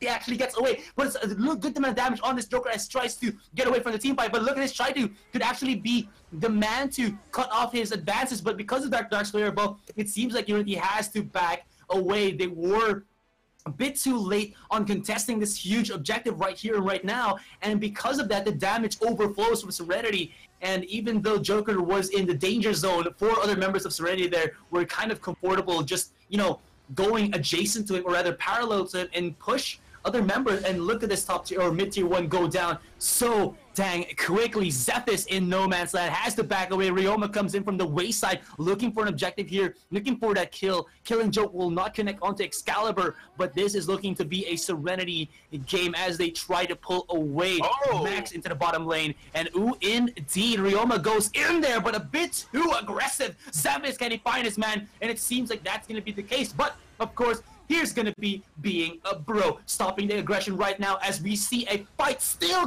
continues into the top side here. Zayo gets the kill there, and they are hella super freaking low. But of course, at the same time, Maganga is doing, Maganga things, which is to just stack up that DOT, and he is just going wild. Praetor goes for the wave, but it's not gonna matter anymore. That is 4 members of Unity down for the count, only losing the Teamy here. And with that opening into the core, we could be seeing game number 1 already. Oh, wow. That was a quick one after the DS buff, immediately looking for a fight in that mid lane. And with that, tower down, pushed on to the second one. And we do see, once again, Light on that Joker, left unchecked, even in one team fight when he could just skedaddle and run around the enemies. That is impressive for me to watch. I mean, no one, place the emphasis on Light at all, and this is something that we've mentioned before. Okay, just take a look at this team fight. You see, Light was at the corner taking down Alice. Alice burned that ultimate. Well, 3 members trying to take down that of Zeno, and then Light here just go in for the mid-tier turret, and there's really nothing much that the side of Unity could have done or can do, except for maybe in the earlier parts of the skirmishes, in the earlier parts of the team fights, put more emphasis, more firepower onto this Joker. Yeah, and I mean, if a game like this is kind of neck and neck, there is that one tipping factor, that you have to put into the equation, which is that Darkslayer. And you saw that after that, when they forced the fight, it seemed like it was actually a good idea because they could catch out of position here Serenity, but that buff was so adamant or paramount in allowing Serenity to get the control. Really kind of didn't get anything from that. Yep, it is pretty much like a stockpile one for all. But let's see what Riku has to say as we just throw it over to her. Thank you very much, Luxuria, and there you have it. Congratulations to Serenity for winning the first game of the series, of our second series against Unity.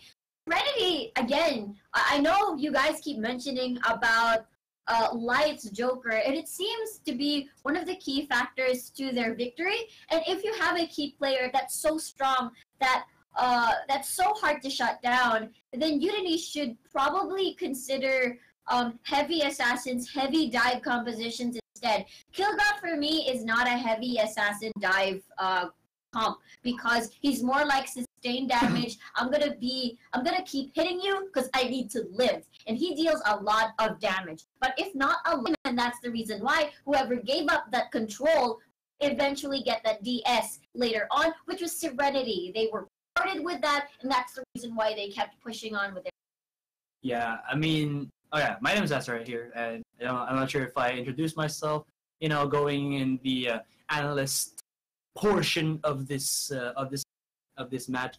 But in any case, yeah, definitely right upon that one. Kilgrot seemed to be more of that sustained damager here for Unity, and in theory or on paper, it seems like it was a good answer there. But the problem that they had to deal with was that if they really can't reach the Maganga, I feel like in terms of sustained damage output, the Maganga could be more because he can target more people at the same time compared to Kilgrot, who has to go one after the other. It's just going to be, him trying to reach this Maganga. And I feel like with their composition, especially with that team, not only being available to save the Maganga, rather, his disruptive skill set is what allowed them to kind of do something of that type of shenanigans. And even though it looked actually a little bit good for Unity there, Serenity kept their calm and kind of,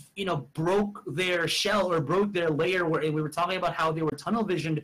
But right now, even though it was kind of neck and neck at certain points, Serenity never gave up the bigger picture here, which is to be able to secure important objectives. Darkslayer, Abyssal Dragon is fine, but Darkslayer is way, way, way fine. Yes, a lot of ways, Asarai. We saw that the Alice from Unity just tried to, what do you call this? Zed rather tried to do the human warding duties, but I believe it was late. But you know what? I'm really excited what kind of adjustments we're gonna have as we head on over to game number 2. All right, so draft is underway. Yes. Game number 2, like you said, Preta off the table. Okay, so wait, it was Unity who used the Preta here, but they're the ones to take it off the bat.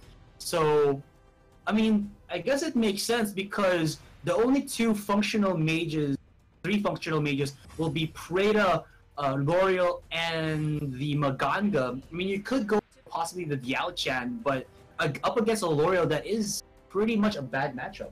Exactly. It's so difficult to deal with a L'Oreal, and I feel like Diao-chan is one of the weaker mages in the meta, mainly because the way that you play her in the battlefield.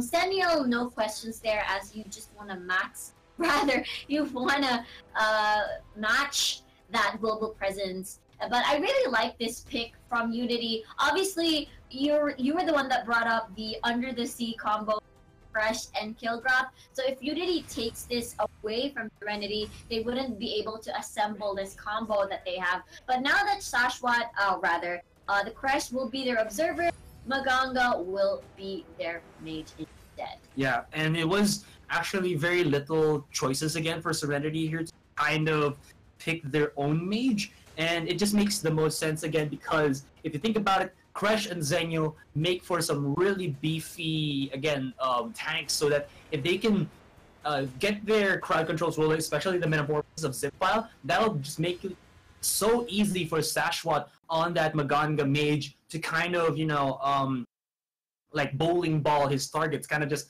connect everything as Crash lines it up for him. Exactly. And I'm actually curious, Unity had the choice to go for an Alice support or but they decided to go for the Lumber instead. I guess more knockups, roll and initiation rather than one of those protection and move speed from Alice. But you know what? It all depends on our execution. We'll have to see the 3-man squad do this. It's going to be a L'Oreal Lindis Lumber, which I think is pretty decent. Pretty strong still. As for Serenity's side, it's going to be the Crash, Maganga, and Ryuma, which I feel like might lack a little bit on the damage department because it deals much of a slower damage in comparison to the L'Oreal Lindis Lumber combination. But then again, it's depending on their rotations, they could be a little bit more defensive, but obviously Serenity and the Unity matchup so even. It's just one of those things where whoever decides to get that risky move first and be rewarded for it. Serenity was rewarded with that DS call. They were firm with it and they got rewarded. They instantly, after that one push, they dove upon Unity and they weren't scared at all. Preda Wave didn't do anything that much and they have attained their victory. So I'm looking forward to this Kilgroth. It's gonna be a Kilgroth side lane because I assume Lindis will be in the jungle this time around, and for the jungle on the other side might be the a side lane Joke Senya. Yes, sir. Looks like the match is ready, and I'm gonna hand it over back to our casters, Asarai and Lag. Thank you so much for that one, and joining me.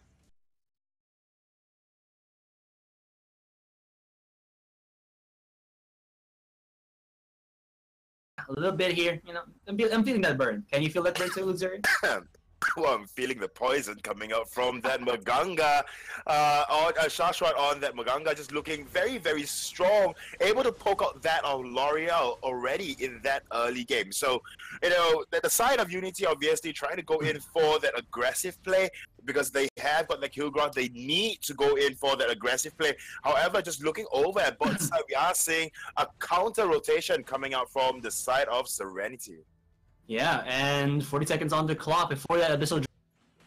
You are clear out the area here and possibly maybe even catch up onto the Lombard. Surprisingly, this is a Lombard to go up against the Joker while the other members, the Kilgrot as well as the L'Oreal here, will go for a rotation into the bottom. Joker could actually get caught out right now, as this is a 3-1 collapse. There is the Crash holding his hand. Give that a little bit of shield, a little bit of loving, and he should be fine and dandy. Next Abyssal, or first Abyssal Dragon of this game will come out shortly. Zip file, peeking out the brush, making sure that, you know, Unity cannot set these death brushes up. And you got to remember that AoV does not have wards, so paramount to kind of, you know, being able to spot out your opponents is, of course, why we have observers. So push them out, make sure that nobody has a sneaky position, and then secure an objective.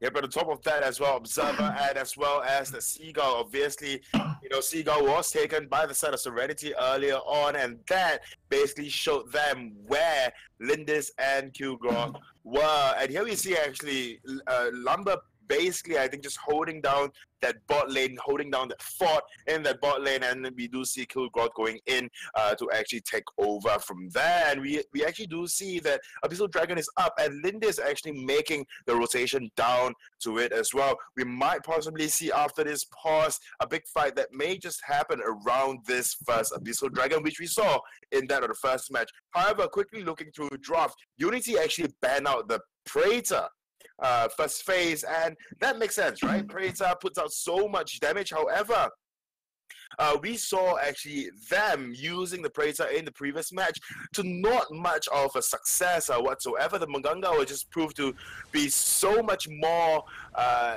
useful, effective, useful in that previous match. So, ooh, Unity just going straight for the Abyssal Dragon there and claiming it to no a contestation from Serenity, interestingly enough, although it might have been due to the fact that the Zenial has still yet to reach level 4, so, you know, he can't really respond as quickly as he would want to with his team, while that Max can straight up use that left off because he has, you know, had the advantage on that laning phase. In any case, there is going to be Zip File spotting out his counter observer, which is the Lumbar, and the 2v2 in the mid lane ensues. Now, this Joker will actually try to rotate as well to the mid side, and they may be able to pincer down onto this Lumbar. He does have the dash away, but this actually gets the slow. There's the connection, does activate the heal, but on the other hand, he just pushes out this one, giving a little bit more of loving to allow this Kilgroth to actually get some farm into the bottom side, having a really, I think, tough time against the Joker. Even though he's getting the last hits, look at his HP bar kind of diminish every time he encounters that Joker. Yeah, but I think the thing about, you know, putting a Kilgroth down, like we mentioned earlier on, now that, you know, the side of Unity actually has got a marksman, but then obviously plays in the jungle role. However, Kilgroth, you know, if you're up against another melee, maybe you'll come out on top because in order for you to survive, you will be going in for a team fight. But just talking about team fight, light. Ooh, look at level 5 Joker making a 2v1 look like a piece of joke. And pun intended, first blood will be taken by the laughing Gaxman himself, the opponent, the mortal enemy of Batman here, kind of is, you know, showing his stride, showing his work into the arena of Valor. Now there's going to be a team fight right now, as look at this, Max from downtown just goes in, but he gets the perfect spacing there, still goes down with the Max passive, and that's going to be a 2-for-1. Joker is down, but they have a wave themselves to maybe go for this bottom tier 1 and then go for the Abyssal Dragon. Huge strides coming out from Serenity. Oh, are they going to go for the face or the brush check there and maybe even get them a juicy follow-up kill onto the Lumbar, I believe? Looks like that's going to be a no, but a not too shabby amount of objectives here. Dragon plus that bottom tier 1. Yep, 2 kills, 3 kills actually. Bottom tier 1 turret, and on top of that, the Abyssal Dragon. Serenity definitely playing in their stride. You know, Serenity, not to be very ironic, but then they play more, you know, in Unity as compared to, say, Unity, right? I mean, obviously when we see Serenity actually being very split up earlier on, and that gave Unity the chance to actually secure the Abyssal Dragon for themselves. But the moment Serenity actually groups up and play as a team, it is almost as if there is no fight whatsoever for the side of Unity, because, you know, Joker is just one of the heroes that's super hard to take down, especially when Light is playing him. Yeah, and it's just I mean, he has good keep away. Comparing it when you don't have the dash, all the Unity had to do, or all Unity had in that particular moment was Lindis poke and Kilgroth if he can actually, find a little bit of that opening. Anyways, let's see as the fight, another fight actually will break out into the mid. Look at that explosion coming in from the lumbar, but it's not gonna matter at all. They go in. The Max actually was a little bit too late to that party, and he is just getting bombarded. 4v5 or 4v1. Actually make that into 5v1, and this Max is put into a minimum, as now they have that Dark Slayer open up to themselves without much contestation, as that Kilgroth is gonna have a very tough time trying to get this last hit, but he will do the best that he can. 5, 4, 3, 2, 1. He's not gonna get it. Dark Slayer goes into Serenity's hands, and they're chasing hard onto this Merman himself, but he gets away, although he has to be pretty dang sad about that one, as that was a huge objective taken up here by Serenity. Yep, and one thing as well, pick a card, any card. The second ability of Joker actually makes him immune to any physical damage for, I think, if my memory is right, I think 1.52 seconds. So, with that in mind, actually Joker, and on top of that, with so much sustain coming out from the team, they have Maganga with the consistent healing, right? And then you have Zaniel with the burst of healing, and as I'm talking, another kill going over to Serenity, and on top of that, the Abyssal Dragon as well. But here we see Max with the sneaky top push will be able to down one tower in his name for himself, for the team. However, I don't think that will matter much to the side of Serenity as they push down this mid. Yeah, they pushed down this mid, and that was a tier 1 tower to a tier 2 in the mid, plus the possibility of losing their mid tier 3, and this is going to be very, very crucial right now for Unity to keep this alive. Look at that crush going in to the back line and just push everybody back, allowing the members of Serenity to just bombard everybody else. Zenya will actually join in onto this fray as he wants some of that, juicy candy there. But he actually gets obliterated. They did lose 3 members, and Unity did lose 2, but the damage on that tower will not be repaired at all. But at the same time, this is Unity standing still, or rather standing strong, even though Serenity is knocking on their doorstep. Definitely something that they have to keep doing right now if they want to stay in the fight. Now, Lindis is actually a level up on this Maganga, could put a good chunk of damage, but he is staying a little bit too long into the middle, knows it, goes back, and he is afraid that there will be other members of Serenity to actually give hands or, give some support to this Maganga. But for the meantime, like I said, good defense for Unity. Yeah, very, very good defense coming out, but I think it's more, not so much of a good defense, but it's more like greed coming through from the side of Serenity, trying to take that down. On top of that, trying to force a team fight as well when it's just so close. It's basically literally a 6v5 there. But here we see Excalibur in that bot lane taking down the tower as well as a possible zip foul. Let's see if they actually have got that RAR. Oh no, they tried to extract the zip file, but they found a huge 5-man member of Serenity when they open it up, and it seems like it's gonna falter here for Unity rather, as they try to force that team fight. Lumbar is just you saw that he was tsunamied by the crash with that ultimate. I mean, Rock gets beat by water. That's Pokemon rules for you. And this mid-tier 1, or mid-tier 3 rather, is open for the taking. But of course, we don't care about that. We care about this bottom tier 3 because, well, why the hell not? They can do as they please, as 3 members of Unity is down for the count, opening up the core, and this could be GG. Serenity is now knocking into that core, that juicy center that Unity needs to protect right now, and this Kilgroth is a death groth as he goes down, and now Zed is doing the best that he can. 3-man knockup with the lumbar here, but could this be the comeback for Unity? All Serenity has to do is actually to go for this core, but they are doing such a good job of defending it right now, but they are in the middle of the fight. Ryoma's still alive here, and they are surviving for such a long time. 4 members go down, and they are tanking up on this core. Zed on this lumbar. Can he do it? Nope, he just gets poked out of his mind, and well, they all have to do is wait for that next wave, and this is game already. Oh! Cold Excalibur? Nope, he can't do anything. Yeah, but I don't think even the Kilgroth, with as much farm, can fend off a 5-man team.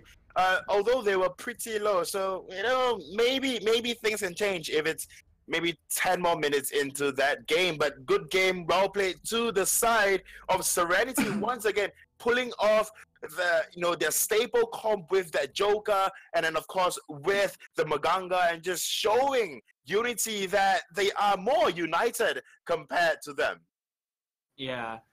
Ooh, look at that last fight. I mean, Lumbar used his ultimate, but it was more of, I think, a panic ultimate, and he could have actually set up a much more impactful one if he waited for maybe 2 or 3 seconds there. I mean, I don't think it might have done a lot, but it seemed like they were kind of disoriented on where they had to use these key ultimates. And you got to remember that, in a game such as AOV, a split-second use of a turnaround ultimate can mean worlds to them. And I think he could have used that to kind of give Kilgroth maybe an opening here, but I think the Kilgroth was actually blasted away. But in any case, it was just a cleanup, one after the other. They had to trickle in. They had to make something happen because that core was exposed.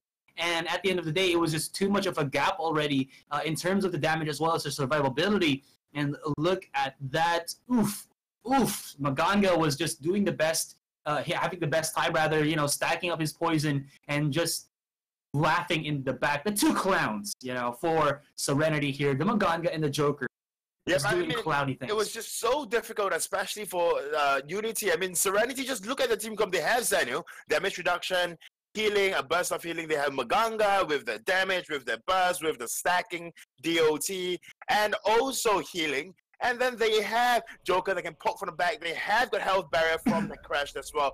It was a really difficult team comp for the side of Unity to go up against. However, they have tried to go in for that aggressive in the early game. However, let's just throw it back to Riku and yourself to break it down even further. Thank you very much, Luxuria. Alright, so that was it was a different match this time, because it seems to me this is a more Serenity-sided match in comparison to earlier, whereas it seemed pretty even at the 12-minute mark, and suddenly Serenity had a good foothold. But I think what went wrong is that the Kilgroth never went online. It's so hard because there were so many skirmishes, whereas the Kilgroth is the only one left alive. And the reason behind that is that he is so afraid to win, mainly because he knows that he would just get bursted down into smithereens once he dives into the fight. It's just so hard to find the perfect timing because they're not as unified, in terms of their team fight and all that. And they're already fighting at the back end, from the back end, and that's the reason why they're quite, they're very, very scared in entering these 5v5 team fights. And that's the reason why we never saw the Kilgroth actually make an impact in skirmishes and in fights, and it's already too late. One thing to note is that for Serenity, they did a good job in terms of target focusing. They know who to prioritize. They know who to jump at first, and that's the reason why they have a very effective 5v5 or skirmish. And that's the reason why they always maximize these Dark Slayer takes, because they know where to go. And if they do dive, they're confident, and they just capitalize on their leads well. Yeah, I mean, being able to watch, this Indian region kind of unfold in front of our eyes, it kind of just opens me up to a whole other way of playing AOV. Because in other regions, I would always assume that a Kilgroth is, always going to be the top dog, because he just deals so much damage if you can give him, the proper support team. But the problem with, when you kind of translate that into the Indian scene here is that I think like most of these teams kind of prefer compositions that have explosiveness from afar. You would have the X Factor with the Zephys and maybe even the Zenio to a certain extent, but at the backbone of it is always a Maganga, always a Preda, who in the back line just does so much damage. And putting a Kilgroth in that equation seems to be like a bad idea. And I mean, I did not for the first time kind of didn't accept this, but as these teams show that, it seems that they are masters of being able to deal absurd amount of damage from a good distance rather than being face to face with their opponents. I mean, yeah, they would go for maybe a lumbar, but that is just for the crowd control, the huge ultimate that can reach the backline because of how good that range is. But in any case, we'll just be going for a 15-minute break, ladies and gentlemen. I know we're breather here just to give our teams as well as ours, a little bit of that, because that was an intense fight. And in any case, this is the Arena of Valor India Summer Championship. My name is Asra. Here with me now is Rick. You've also heard the voices of I Request a Duel as well as Luxuria. This has presented to you by Tencent and produced by Tesseract. So guys, 15-minute break in a bit. Arena of Valor. Not satisfied with only watching the matches taking place in the 2018 World Cup? Well, this summer, you can get in the game with a new football mode featuring an all-new map, Fantasy Island. In football mode, you're no longer required to push lanes, destroy towers, or defeat enemies. That's right, you're being liberated from the traditional MOBA gameplay. These matches only last 4 minutes, so you can pick up your mobile device for a casual, fast, and thrilling AOV football match anytime, anywhere. Not only have we added a morale system to make the football experience feel more realistic, but we've also developed 3 new abilities just for this mode: kick, block, and gravity. The new kick ability is highly flexible. Not only can it be used to shoot, but it can also be used for passing, allowing you to coordinate with your teammates. The block ability can be used to stop the opposing team's offense on its tracks. As everyone knows, an impenetrable defense is key to victory. Even if you fall behind in this mode, there's no reason to be discouraged. The morale system provides the trailing team with more chances to cast Gravity, the new ultimate ability. We're using new technology in this mode that regardless of which team you're in, your own goal is always blue, and the opponent's goal is always red. So you never have to worry about kicking the ball in the wrong direction. We've also created a weather system for football mode that adds a new dimension to the AOV experience. Don't hold back. Let your imagination and creativity run wild with gameplay that can only be experienced on Fantasy Island. Unfortunately, ranged heroes will not be taking part in this mode.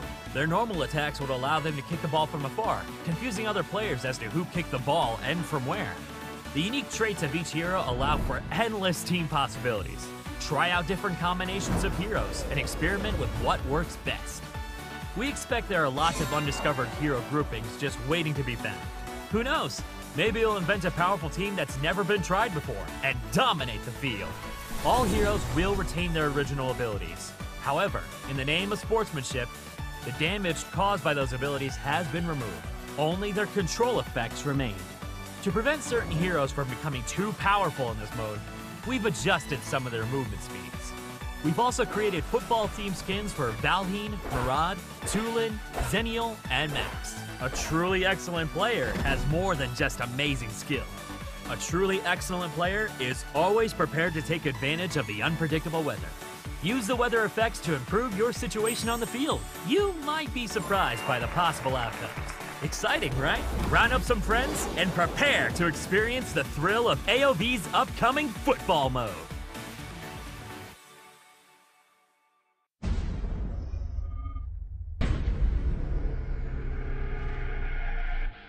Welcome to the hero spotlight of Max the Wonderkind. Enemies escaping? Not from Max. Max is great at chasing them down. Think you're safe from Max? Think again. Man's ultimate, Liftoff, can go through the enemy's team even if the target is on the other side. With Liftoff, no enemy running low can ever hope to escape from Max the Wonderkind. Recall interrupted. Passive static shock. Every time Max damages an enemy, the enemy gets shocked, causing them to suffer true damage every second and have their health regeneration reduced. Static shock can be used together with Tome of the Reaper or Curse of Death's Soul prison effect, as this shuts down heroes that can heal quickly, such as Tara and L'Oreal. First ability, Bionic Blender. Max spins his robot arms around, dealing physical damage to enemies. Every time he hits an enemy, his movement speed will be increased. Bionic Blender's movement speed boost can be stacked.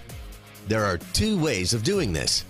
First way involves hitting multiple targets at once to gain a huge speed boost, while the second way is to reduce Bionic Blender's cooldown through items such as Spear of Longinus, using Bionic Blender to hit the enemy again before Max loses the movement speed boost. Second ability, Smooth Moves. Max rushes towards his target and flips over them, landing on their opposite side. Once on the other side, Max activates a magnetic force field that reduces his damage taken. This ability can be used again within 4 seconds. Smooth Moves is indeed a hidden dash ability, and Max can use it to hit targets and pass through certain obstacles. Watch out! Ultimate Liftoff. Max fires trackers that attach to all enemy heroes for a short time. The trackers allow allies to see the enemy's locations and interrupt enemy recall actions. While the trackers are active, Max can then select an enemy to track and ram into by holding down the ability button. Ramming into the enemy deals physical damage and knocks them back. If Max takes too long to select an enemy, then he will have to fire the trackers again. When Max lands, he activates a magnetic force field that reduces his damage taken, increases his resistance by 30%, and shocks all nearby enemies. Pressing the ability again while Max is tracking an enemy will cancel the attack, making Max land immediately and activate his force field. Max doesn't have to ram into the enemy every time when using Liftoff. If enemy heroes are sticking together and are tough to kill, then Max can tap Liftoff again to cancel it in order to avoid getting caught outnumbered. Want to become epic with Max? 1. Smooth Moves damage reduction will still be in effect on second activation. Use it again right after the first part to achieve maximum damage reduction. 2. Bionic Blender is Max's main damage dealer and minion wave clearer. It also has a very short cooldown, so always level up with this ability first, followed by Smooth Moves, and then level up his ultimate Liftoff whenever it is available. 3. Max is really good at chasing down the enemy. I mean really good at chasing them down. So he doesn't really need Flicker to initiate. However, he may lack the damage to finish off targets, so take Execute for that extra damage reach. 4. Liftoff can also be used as an escape tool. When Max is running low and being chased down, he can use Liftoff to ram into an enemy at another location. After he reaches a safe place, he can then cancel Liftoff to complete his escape. 5. Max should always pay attention to the mini-map. When he sees targets that are running low, he should get close and use Liftoff to finish them off. A common combo for Max is to first use Liftoff to charge forward. Follow it up with Smooth Moves for control, followed by Bionic Blender to deal damage. Continue the combo with Smooth Moves and normal attacks to complete the kill. The combo sequence is Ultimate plus second ability plus first ability plus second ability. Thanks for watching today's Hero Spotlight. See you next time.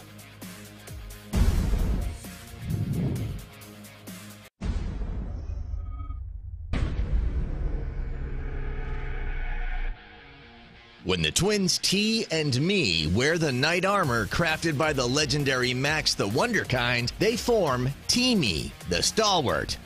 Welcome to the T-Me Hero Spotlight. A tanky support with 2 control abilities that aid with both catching enemy heroes and keeping teammates out of harm's way, T-Me has both a strong laning presence and extreme utility in late-game team fights. Warning, T-Me's ultimate, being a bro, will make your opponents annoyed and or confused with despair at how many times they have to kill your allies. We are never going back to the base. Passive Scavenge. When a non-hero enemy dies near T-Me, the brothers quickly pick up the spoils and give nearby allies extra gold. Scavenge's effect does not only apply to minions, but also applies to jungle monsters, so T-Me can move around the river and earn as much gold as possible in multiple lanes to farm faster. First ability, Pooty Poots. T begins to build up gas in his stomach, increasing their movement speed temporarily. During this time, T tries to hold it all in as long as possible. T then unleashes a stinky plume, causing all enemies in the area to suffer magic damage and become stunned for up to 2 seconds. The longer T holds in his funky fumes, the higher the damage and stun length dealt upon release. Pooty Poots can also be activated earlier simply by tapping the ability again during its duration. Pooty Poots is a core ability for Teamy. With its short cooldown, Teamy can use the increased movement speed granted from this to both rush to a team fight to support allies or escape from a bad situation. Second ability, Chain Lance. Mii shoots forth a chain from his lance, hooking the first thing it hits, launching Teamy forward to the hooked target. If the chain hits an enemy, it deals magic damage and then stuns them for a second. Chain Lance can be applied to monsters, teammates, enemy heroes, and minions on both sides. Thus, you can use it to hook target on the other side of the wall to pass through it. Ultimate, Being a Bro. Teamy channels their armor's resurrective powers to protect themselves and the nearby ally hero with the lowest health for a short period of time. While the ability is active, if Teamy or the protected ally dies, they will be resurrected at the spot where they died. When a hero is resurrected, the resurrection will deal magic damage to surrounding enemies and reduce their movement speed by 50% for 2 seconds. Being a Bro can be unleashed even when Teamy is under control. Try to always use it when teammates are running low. Otherwise, if you unleash it too early or too late, it will get wasted. 1. Chain Lance can easily be blocked or dodged. Try using it while you're in the brush for a higher success rate. For an effective combo, use Pooty Poots to get Teamy within range. Follow it up by using Chain Lance to close distance and stun. Then release the fully charged Pooty Poots to stun the enemy again to achieve maximum control. 2. Teamy doesn't have any poking ability, so they should avoid a prolonged melee fight. When pushing enemy towers, Teamy can use Pooty Poots to force the enemy to retreat from the tower and help teammates to take it down. 3. Flicker is useful as it can help Teamy escape from a fight and can be used together with a fully charged Pooty Poots as a clutch opener. 4. Teamy is extremely strong in the early game, so they're great at harassing the enemy jungle from the start. Choose Pooty Poots as your first ability, then have allies clear monsters on the enemy side and take their Might Golem or Sage Golem to interrupt the enemy's jungler and slow the enemy's farming speed. Thanks for watching Teamy's Hero Spotlight. See you on the battlefield.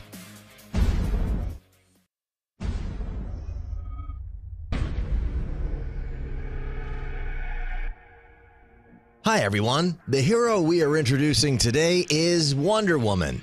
Born on the paradise island of Themyscira, Wonder Woman is a proud Amazonian.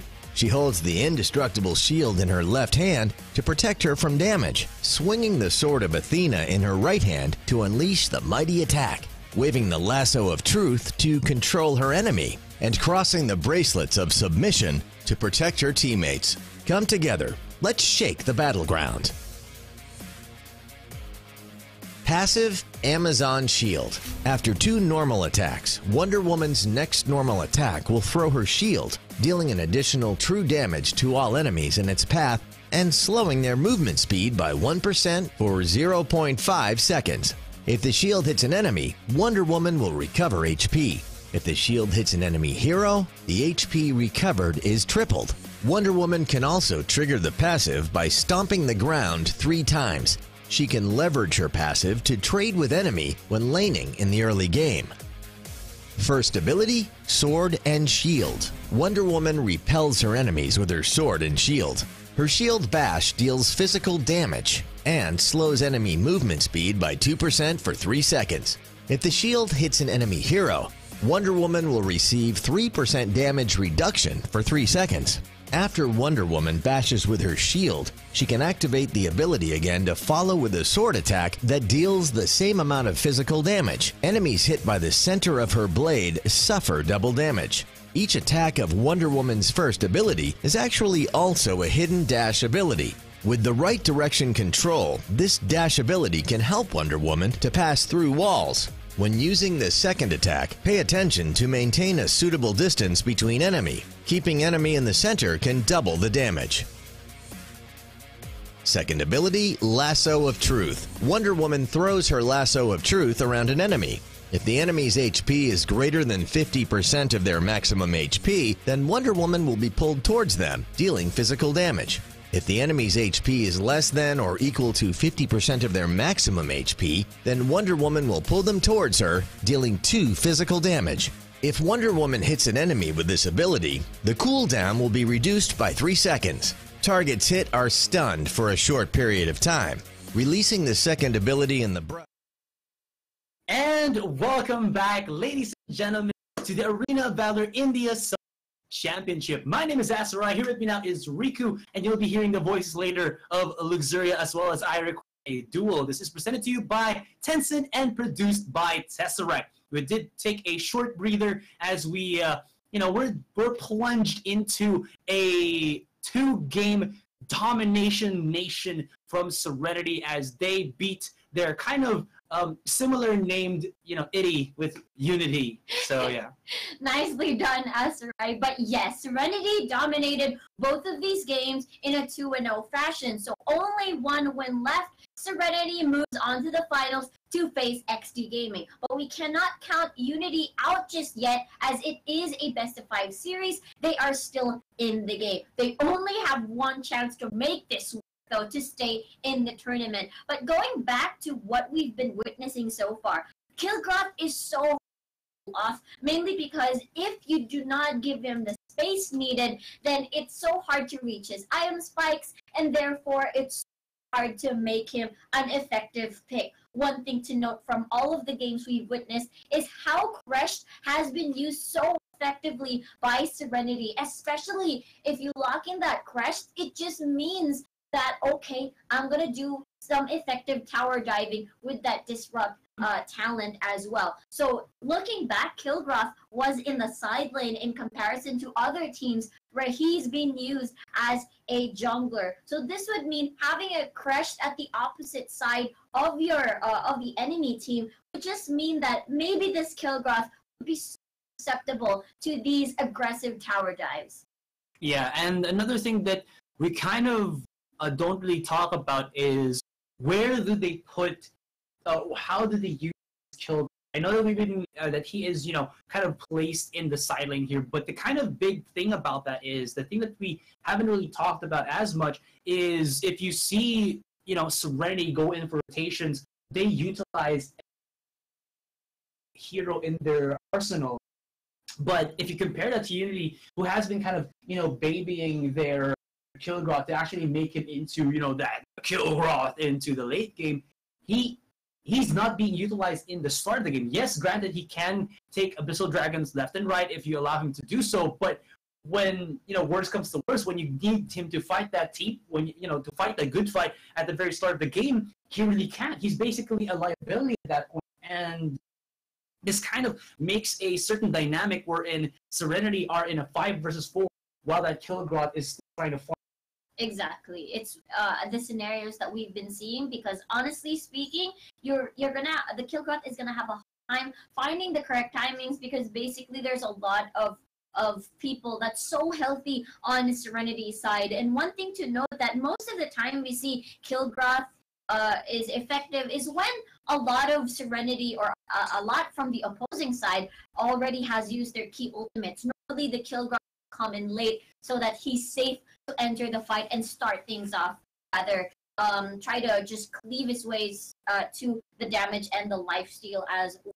But now that, I think one of the things that I want to see between Serenity and Unity is there are certain instances where Serenity is actually getting banned here. And you know what? Let's take a look at the draft. All right. So we'll just be going, like you said, into the draft. Game number 3. It's actually already match point. So, well... Serenity, rather. Rather, Serenity, yeah. So Unity is brink of destruction. So let's just put that into our sights.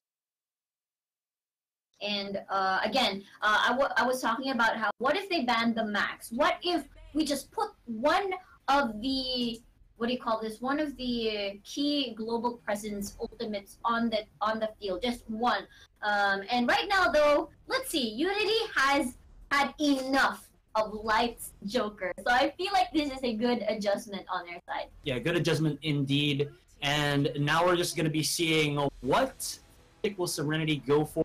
We have seen them use that Crash, but I don't think it's a first pick must. And they go for the Ryoma instead. Pretty good roamer, so to speak. He's pretty strong. Unity, on the other hand, claim themselves that L'Oreal. So now, I believe they're still going to implement that. They did use it in game number 2-2. Pretty okay effect, but we should be seeing, again, that Kilgroth not come into play for this third game. Interesting for me to lock in that Max, knowing the fact that they already have that Senyo, so they don't really have to prioritize that Max. They could later lock that in and maybe secure something more important, maybe an Alice, perhaps, maybe a Zephys. They could have locked that in and flex it up. Like Ryoma could still be a side laner, and so it was maybe a little bit weird for me. Maybe the tactic, the mindset here for Serenity is, okay, I am maybe not going to reveal too much of our composition, and that's the reason why I'm gonna lock in something early that's sort of predictable. But looking at the Kilgroth for Unity, it's one of those things that, hey, we're not gonna give up on this Kilgroth. We can make this work. But looking at the composition of Serenity, knowing that they've locked in that Max, it's that lockdown that he provides, and I feel like one of the targets are both L'Oreal and this Kilgroth. Again, it is a best of 5 series. Anything could happen. Unity is in this game, but Serenity just needs to win. Yeah, one more, and we are becoming more skeptical about this Kilgroth. Like we said, she needs earlier on, so maybe aside from kind of looking at this as a bad pick, we'll just have to see how Unity will use this to kind of shift up their gameplay. Yeah, I mean, we did already mention how if I lock this Crushed in, and if I see a Kilgroth, if I see an early jungler being locked in, this would mean, okay, this Kilgroth will be placed at the side lanes, and it's just going to give the Kilgroth a hard time again. He's going to be susceptible tower dives, and Crest is built for that, as he can absorb many shots with that shield, with that metamorphosis, with that extra tankiness, and the kit that he provides. Especially if you're in the side lane, it's so easy for that tidal wave to just land that stun in, and everybody else can follow up. We know how much of a threat Violet provides in terms of damage, especially during the mid the later phases of the game. It kind of works similar to how that crit or how explosive a Joker actually deals damage. So I kind of wonder, how can Unity play around this and make that kill work? Or I don't know, the third time. Yeah, and it's kind of curious to see here that I did again say a while ago, they use that Kilgroth with the Crash. And yeah, you kind of get similar results if you recording that. But the biggest difference there is that Lumbar, if I'm not mistaken, doesn't give a shield to Kilgroth compared to the Crash. And that small amount of shield, albeit kind of maybe doesn't seem too big for us, could actually be a second or so of damage for the Kilgroth to be able to survive, to be able to get that, let's say, that lifesteal for him. And it's kind of interesting that they don't imply, or they don't give much more importance to stealing that Crash away from Serenity, when I feel like they need it badly for themselves as well. I mean, I feel like they could have maybe gotten a possible L'Oreal Zephys first, and I'm okay with giving them Daniel, because Max, if Crash is just that strong, or if Gilbert's that strong, might not be as effective as well, but we'll just have to see. Yes, sir. It looks like the match is ready, so I'm gonna ask the casters to take it away from me, Asarai, and Okie dokie, game number 3. Immediately from the get-go, before I introduce my handsome partner here, we're just going to see Unity push back, Serenity for the meantime. They are going to be invading with the help from that L'Oreal, who is already level 2, so she should have a little bit of oomph or power in her damage as well as that Blink. But now they back off, but they did get quite a bit of that one of the jungle rather from Serenity. And joining me here now is gonna be Luxuria. Hello, hello, and yes, we are back after that really short break. And Serenity, all they have to do right now is win one match, and they move on into the grand finals to go up against that of ExDee Gaming. However, right, Unity initially banned out the Praetor because of how good Shashwat and how comfortable Shashwat is on the Praetor, but now they're actually removing Joker from that of Light. So, you know, Joker, we've seen him play a couple of Violet here and there, but never once as good as, Light. We've seen him play a couple of Violets here and there, but never once as good as when he's on that Joker. So I'm interested to see how Serenity would actually adapt and adopt this change going into this particular round. Yeah, it's gonna be quite interesting to see what unfolds on that insight of yours. Now, Abyssal Dragon is up for the taking, and look at this. This is what I was talking about, joining onto the fight, and even though he isn't really that kill god that we all know and love, he will at least be an extra body to help out Unity to try to take the win, or at least a little bit of this advantage for themselves, and it is working a little wonders for them as they haven't lost a single person yet, and they have pushed back Serenity for the meantime. Max, on the other hand, was way up on the top side as he doesn't have his ultimate to lift off into the fight as well, so that's going to be an Abyssal Dragon plus 2 kills for Unity here, but Serenity, on the other hand, do find the Kilgroth on the wayside, and he does get shut down there, but this is looking to be a better start for Unity than, those past 2 games that they have played against their opponent. Yep, and this is what I'm talking about, right? Shashwat may be a very good Praetor, but Praetor comes online really much later as compared to that of L'Oreal, and it doesn't quite help that Shashwat is only sitting at level 3, whereas L'Oreal's Cypranophobia is already at level 5, thanks to the Abyssal Dragon and, of course, the constant jungle invades that Unity have been pulling out. So they are looking really impressive at this point in time. Kilgroth included as well, level 4. So, with so much pressure placed onto Serenity, Kilgroth can finally, in this game, farm up, get his items, and get tanky. Yeah, he's going to be able to at least get that opening space that we actually need. And there's going to be a little bit of a fight here. Cold Excalibur will be joining in on that one. They have the Fresh, not yet level 4. So no metamorphosis for him to be used. Do they have enough execution? He will still survive with the shield. Goes in, and look at this. The Max joins into the fight. Goes in for a little bit of that swirly swirl, and he gets the kill. L'Oreal gets the shutdown onto the Max, but this is Serenity going back, putting back the pieces. Violet goes in for the shutdown and survives with a smidgen of HP. Very low to going down, but Serenity with a nice response right then and there as Kilgroth, once again, kind of just stays into the bottom, and he's going to be okay with that one. Unity still stands tall with about 1,000 plus in terms of their goal advantage. Yep, about 1,100. So, not looking all too shabby just yet. And just looking over at the levels coming out, we do see Excalibur actually standing strong at level 7. Violet recently turned level 7. And so Violet actually takes a lot more time, very similar to that of Praetor, to actually rev up. But here we see 4 members down in that bot lane trying to take it. Cypranophobia jumps in. Ooh, he goes in and he... Violet has just that range to be able to fight on the wayside. Now there is a little Unity being pushed back into their own side, so this could be an opening that they are going to be looking for. Zippa is joining into the fight. They have extracted that Crash to full execution, and Max joins in to go for the execution once again. He is chasing down the stragglers, and Unity has to back away. They lost that one as well as the bottom tier 1, and even this Abyssal Dragon. What is happening?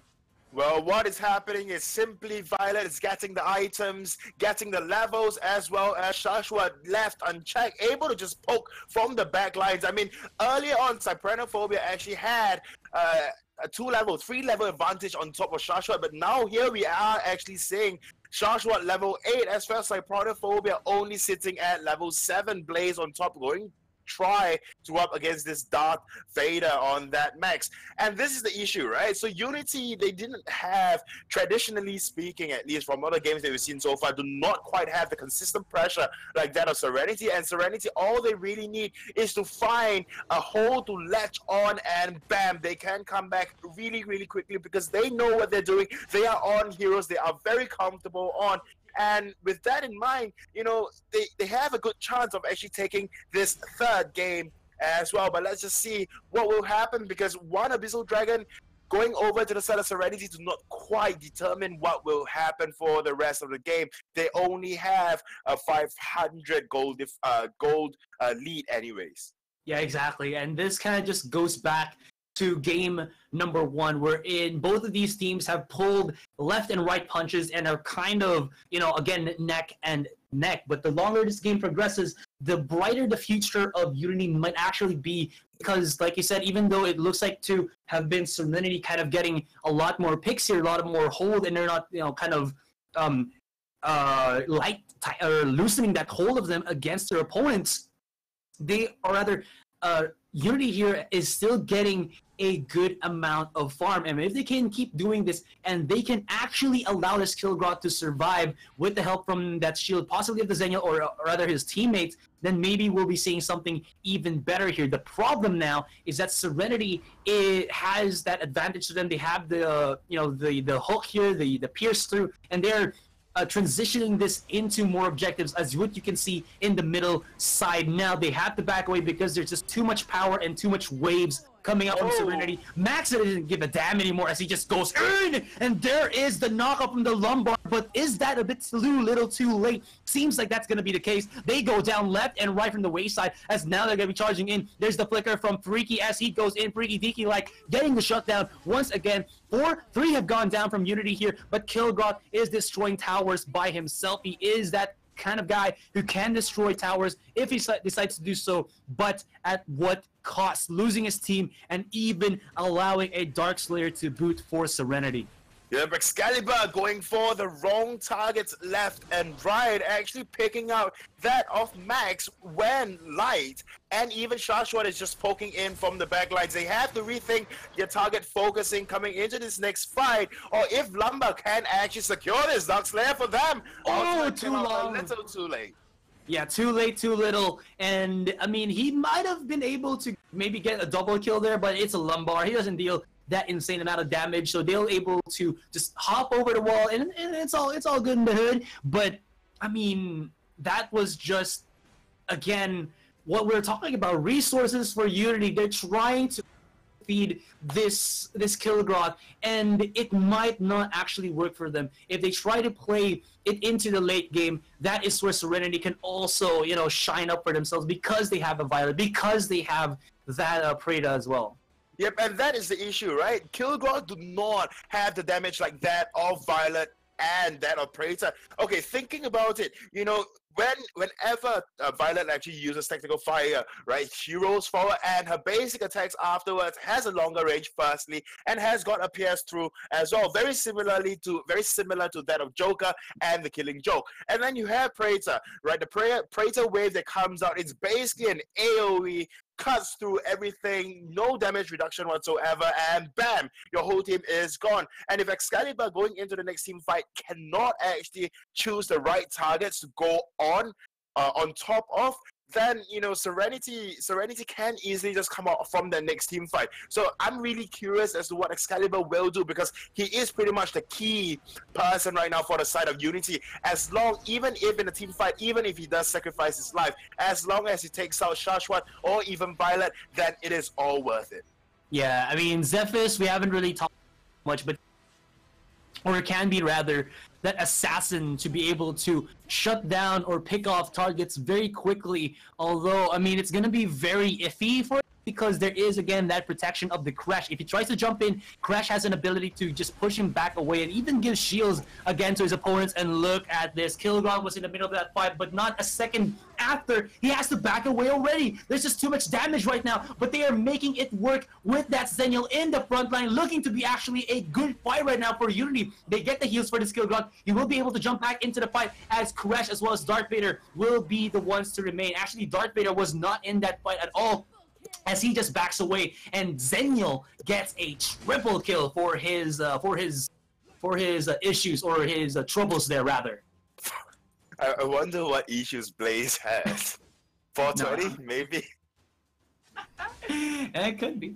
Okay, but anyways, back into this game. In the team fight alone, Max was there, and Excalibur actually picking out the right target, or rather, I'd say Serenity is the one that overextended, just overstayed their welcome, although I don't really think that they are welcome at all. But now Abyssal Dragon is up for the taking. Dark Slayer just got secured by that of Serenity. The game looking, all throughout pretty even, and Kilgoth, at this point in time, I'm still not convinced it is the right pick whatsoever. I mean, Wonder Woman was still open, could have just easily went for her. Probably a better pick, does similar things to Kilgoth, can stand in front line. And Kilgoth, we saw, right? I mean, he went in, he tried to front line, but he just died. He didn't provide anything for his team whatsoever, but maybe take a couple of shots from that of Violet, wasting those tactical fires, maybe taking a wave or two from Shashwat as well. But that is all about what Kilgoth can provide to the side of Unity at this point in time. Yeah, and I mean, again, it might actually change up later on, but for now, it's us. Though, look at this one. Blaze is doing the solo man, YOLO man 1 versus 5. Nobody is going to give him any support at all, and he put so much damage into life. If there was a little bit of that response here from Unity, maybe they could have actually gotten even more kills from that one. But because they actually were able to gravitate the members of Serenity there on the top side, Unity now on that 7th play by Cold Excalibur can maybe get this mid-tier 2 for himself. And thankfully enough, Zenial, as he was taken down, was not at the same time that the Dark Slayer responds, so that Serenity can take this freely for themselves. For the meantime, there's going to be another fight into the top side. We are going to be seeing the flank coming in from Zipfile here. They're pushing them back. The Lumbar lines it up, but still there is enough tankiness. Oh, hold that thought though. Look at the damage. Kilrun is going in for the way kills here. Then they actually pushing them back. The Crash ultimate saves him for a little bit, but they actually just take a breather, pushes everybody back, or rather, they spaced everybody back. Zephys goes in for the assassinations, but can he actually find the targets as he needs to? It seems like that is going to be the case for a smidgen, but Blaze is the MVP here. He goes for the charge up, gets the knockup. Cold Excalibur can follow through, and Unity is starting to get their stride because of this Zenial. Yeah, because of Zenial. I mean, we saw the explosion coming out from the shield, just doing so much damage to the side of Cold Excalibur! No way! The turret finds the perfect target. And there you go. And that is why, right? But you cannot quite concentrate your firepower onto Blaze first. All you can do, however, is for Zipfile to hold on to Metamorphosis and hopefully use it to push that of Blaze behind and allow more space for Shashwan and Light to just roam around, play around, and obviously not forgetting 3 tanky liners in front like that of Chaitu. Chaitu, the more he attacks, the more lifesteal he has.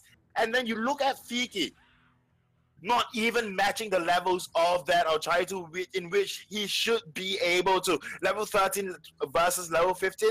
So, just looking at items itself, all throughout, Unity has got that item advantage. However, we are seeing a lot more control coming out from Serenity. They just do not seem afraid whatsoever to actually roam, whereas I cannot say the same for Unity.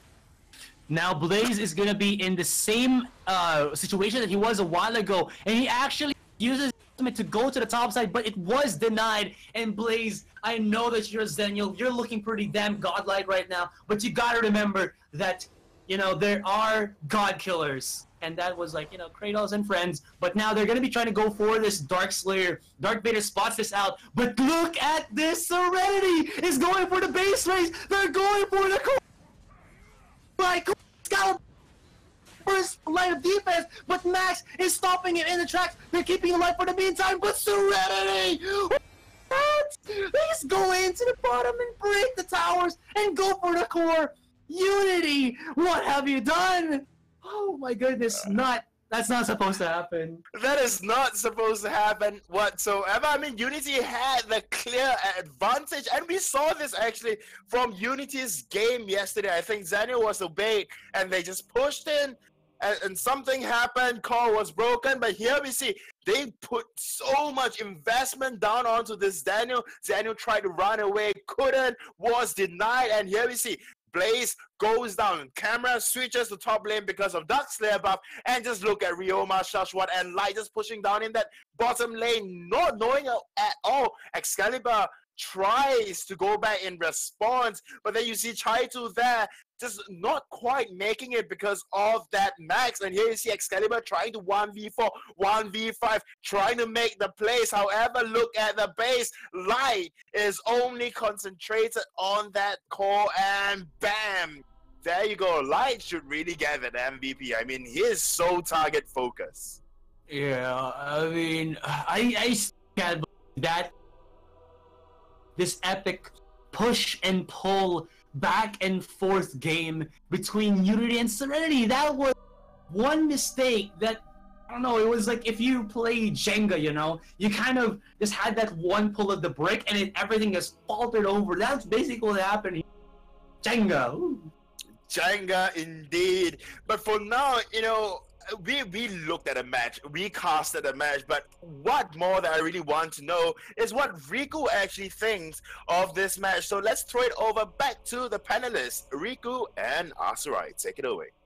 I have my hand on my forehead. It's because you guys are right. Unity was so close and staying in the tournament. They had the lead. They were already winning the team fights. They knew what to do. All you have to do is just rush on over to the Preda and the Violet, two of the most vulnerable targets in Serenity's lineup. And it was so weird because this Senial was in the brush.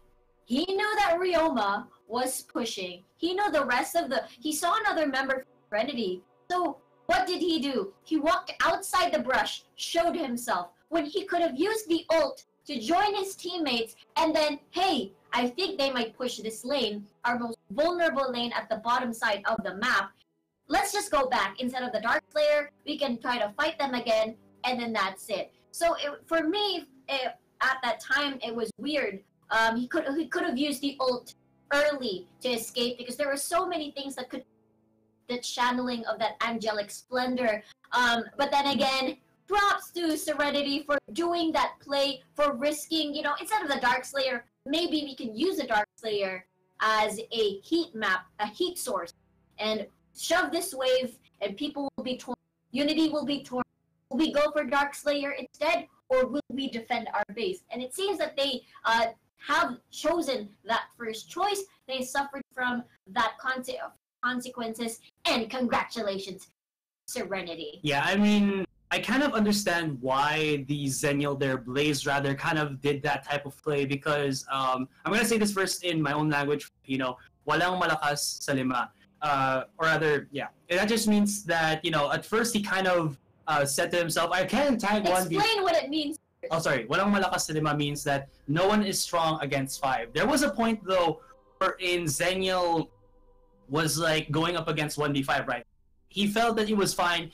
He had at least his teammates maybe like 5-10 seconds after he was tanking all of that to join in onto the fray. The problem there was, at that third instance that he tried to do that again, nobody was there to help him. And he tried to escape, and like you said, he should have done it way earlier, but he wasn't able to. So it could have actually worked out well for them, but there was, again, that split decision wherein a Darkslayer or going back, that 1 second that they tapped the Darkslayer, and everybody from Serenity was like, let's freaking go straight to the bottom, let us do this. And they did, and everybody from Unity panicked when they saw that their bottom tier 3 was not there anymore. I mean, I think it was because it was taken a minute ago, but still, that certain moment you knew already that Serenity had this in the bag. Everybody was panicking to defend that, but the composition of Unity is not good for panic defending. That yeah. is correct. They don't have that much wave clear, and the mere fact that I think this is the logic behind it. Yeah. Without information, you don't know whether or not to invest all your resources to that one single target. And you saw all 4 was in the Dark Slayer area because they assumed that Serenity would do the same thing. But in the end, their eye was on the and they jumped on that Seniel. I know the mindset. It was correct play to use the Seniel as bait for 2 members perhaps from Serenity's side, but the mistake was they didn't have enough information to be 100% sure that that was the correct play. And it wasn't, and that's why they had to suffer that consequence.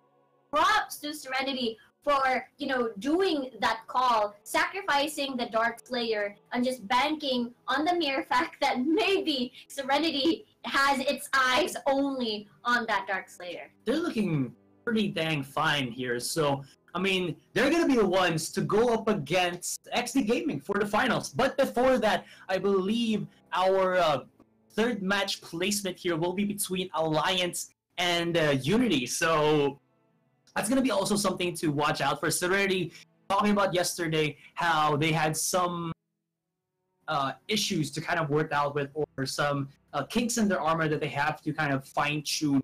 But looking at this best of 3, they're looking mighty dang strong. So if they go in against ExDee Gaming with this to kind of ride the hype for themselves, they have a good chance of taking away some games from ExDee Gaming, or even winning that best 5, claiming to be this summer championship, grand finalist. So I'm pretty excited to see that one come to fruition. But like I said, best of 5, third place matchup first. That's gonna be Unity Alliance. Yes, super duper excited for our match and as well as the grand finale. So don't forget to share the links to your friends. I'm pretty sure they want some Arena of Valor action here in India. So a lot of things to look to, and a lot of things have been starting to work, as well as the kill graph. I mean, definitely not 100% win rate. Some teams can make it work, and you even saw that the kill graph in the later phases of the game, he was already max level. He was hurting a lot. So I'm thinking the dynamics of pickings later on when we head on over our third place match be different, especially Alliance, the Diao Chan and Natalia user. Yeah, I mean, I have to kind of just be aware, or rather wary of if they're gonna be just keep pushing this kill graph, because I believe Daitu yesterday used something else than kill graph, or am I mistaken to say that? I'm pretty sure he used something else aside from kill graph when they went up against Reborn. I'm double checking right now if I'm actually correct in assuming that yes, they did use something else. They used a Wonder Woman, I believe, in place, or as well as a Lubu in place of Killbot. So both of those 2 heroes, I believe it was Luzurio said, why not use a Wonder Woman? Definitely. So I'm just gobsmacked as to why. So I think we are ready to take a quick break. Actually, not a quick break. We'll be coming back later, guys, at 6 p.m. IST. That's about 2 hours and 30 minutes from now. So we'll be seeing you guys later on. And don't, and come back, actually. Don't keep holding your breath. I'm so confused. Yeah. It's like, don't go away. Don't go away. There, exactly. Yes. I was about to say, don't go away and come back later. I was saying that, but then I think I was starting to say, don't come back. But no, come back. Because later, we'll be seeing a third place match and grand finals unfold between these 4 teams. Again, this is the Arena of Valor India Summer Championship, presented by Tencent and produced by Tesseract. My name is Azar. Here with me now is Riku, and see you guys after.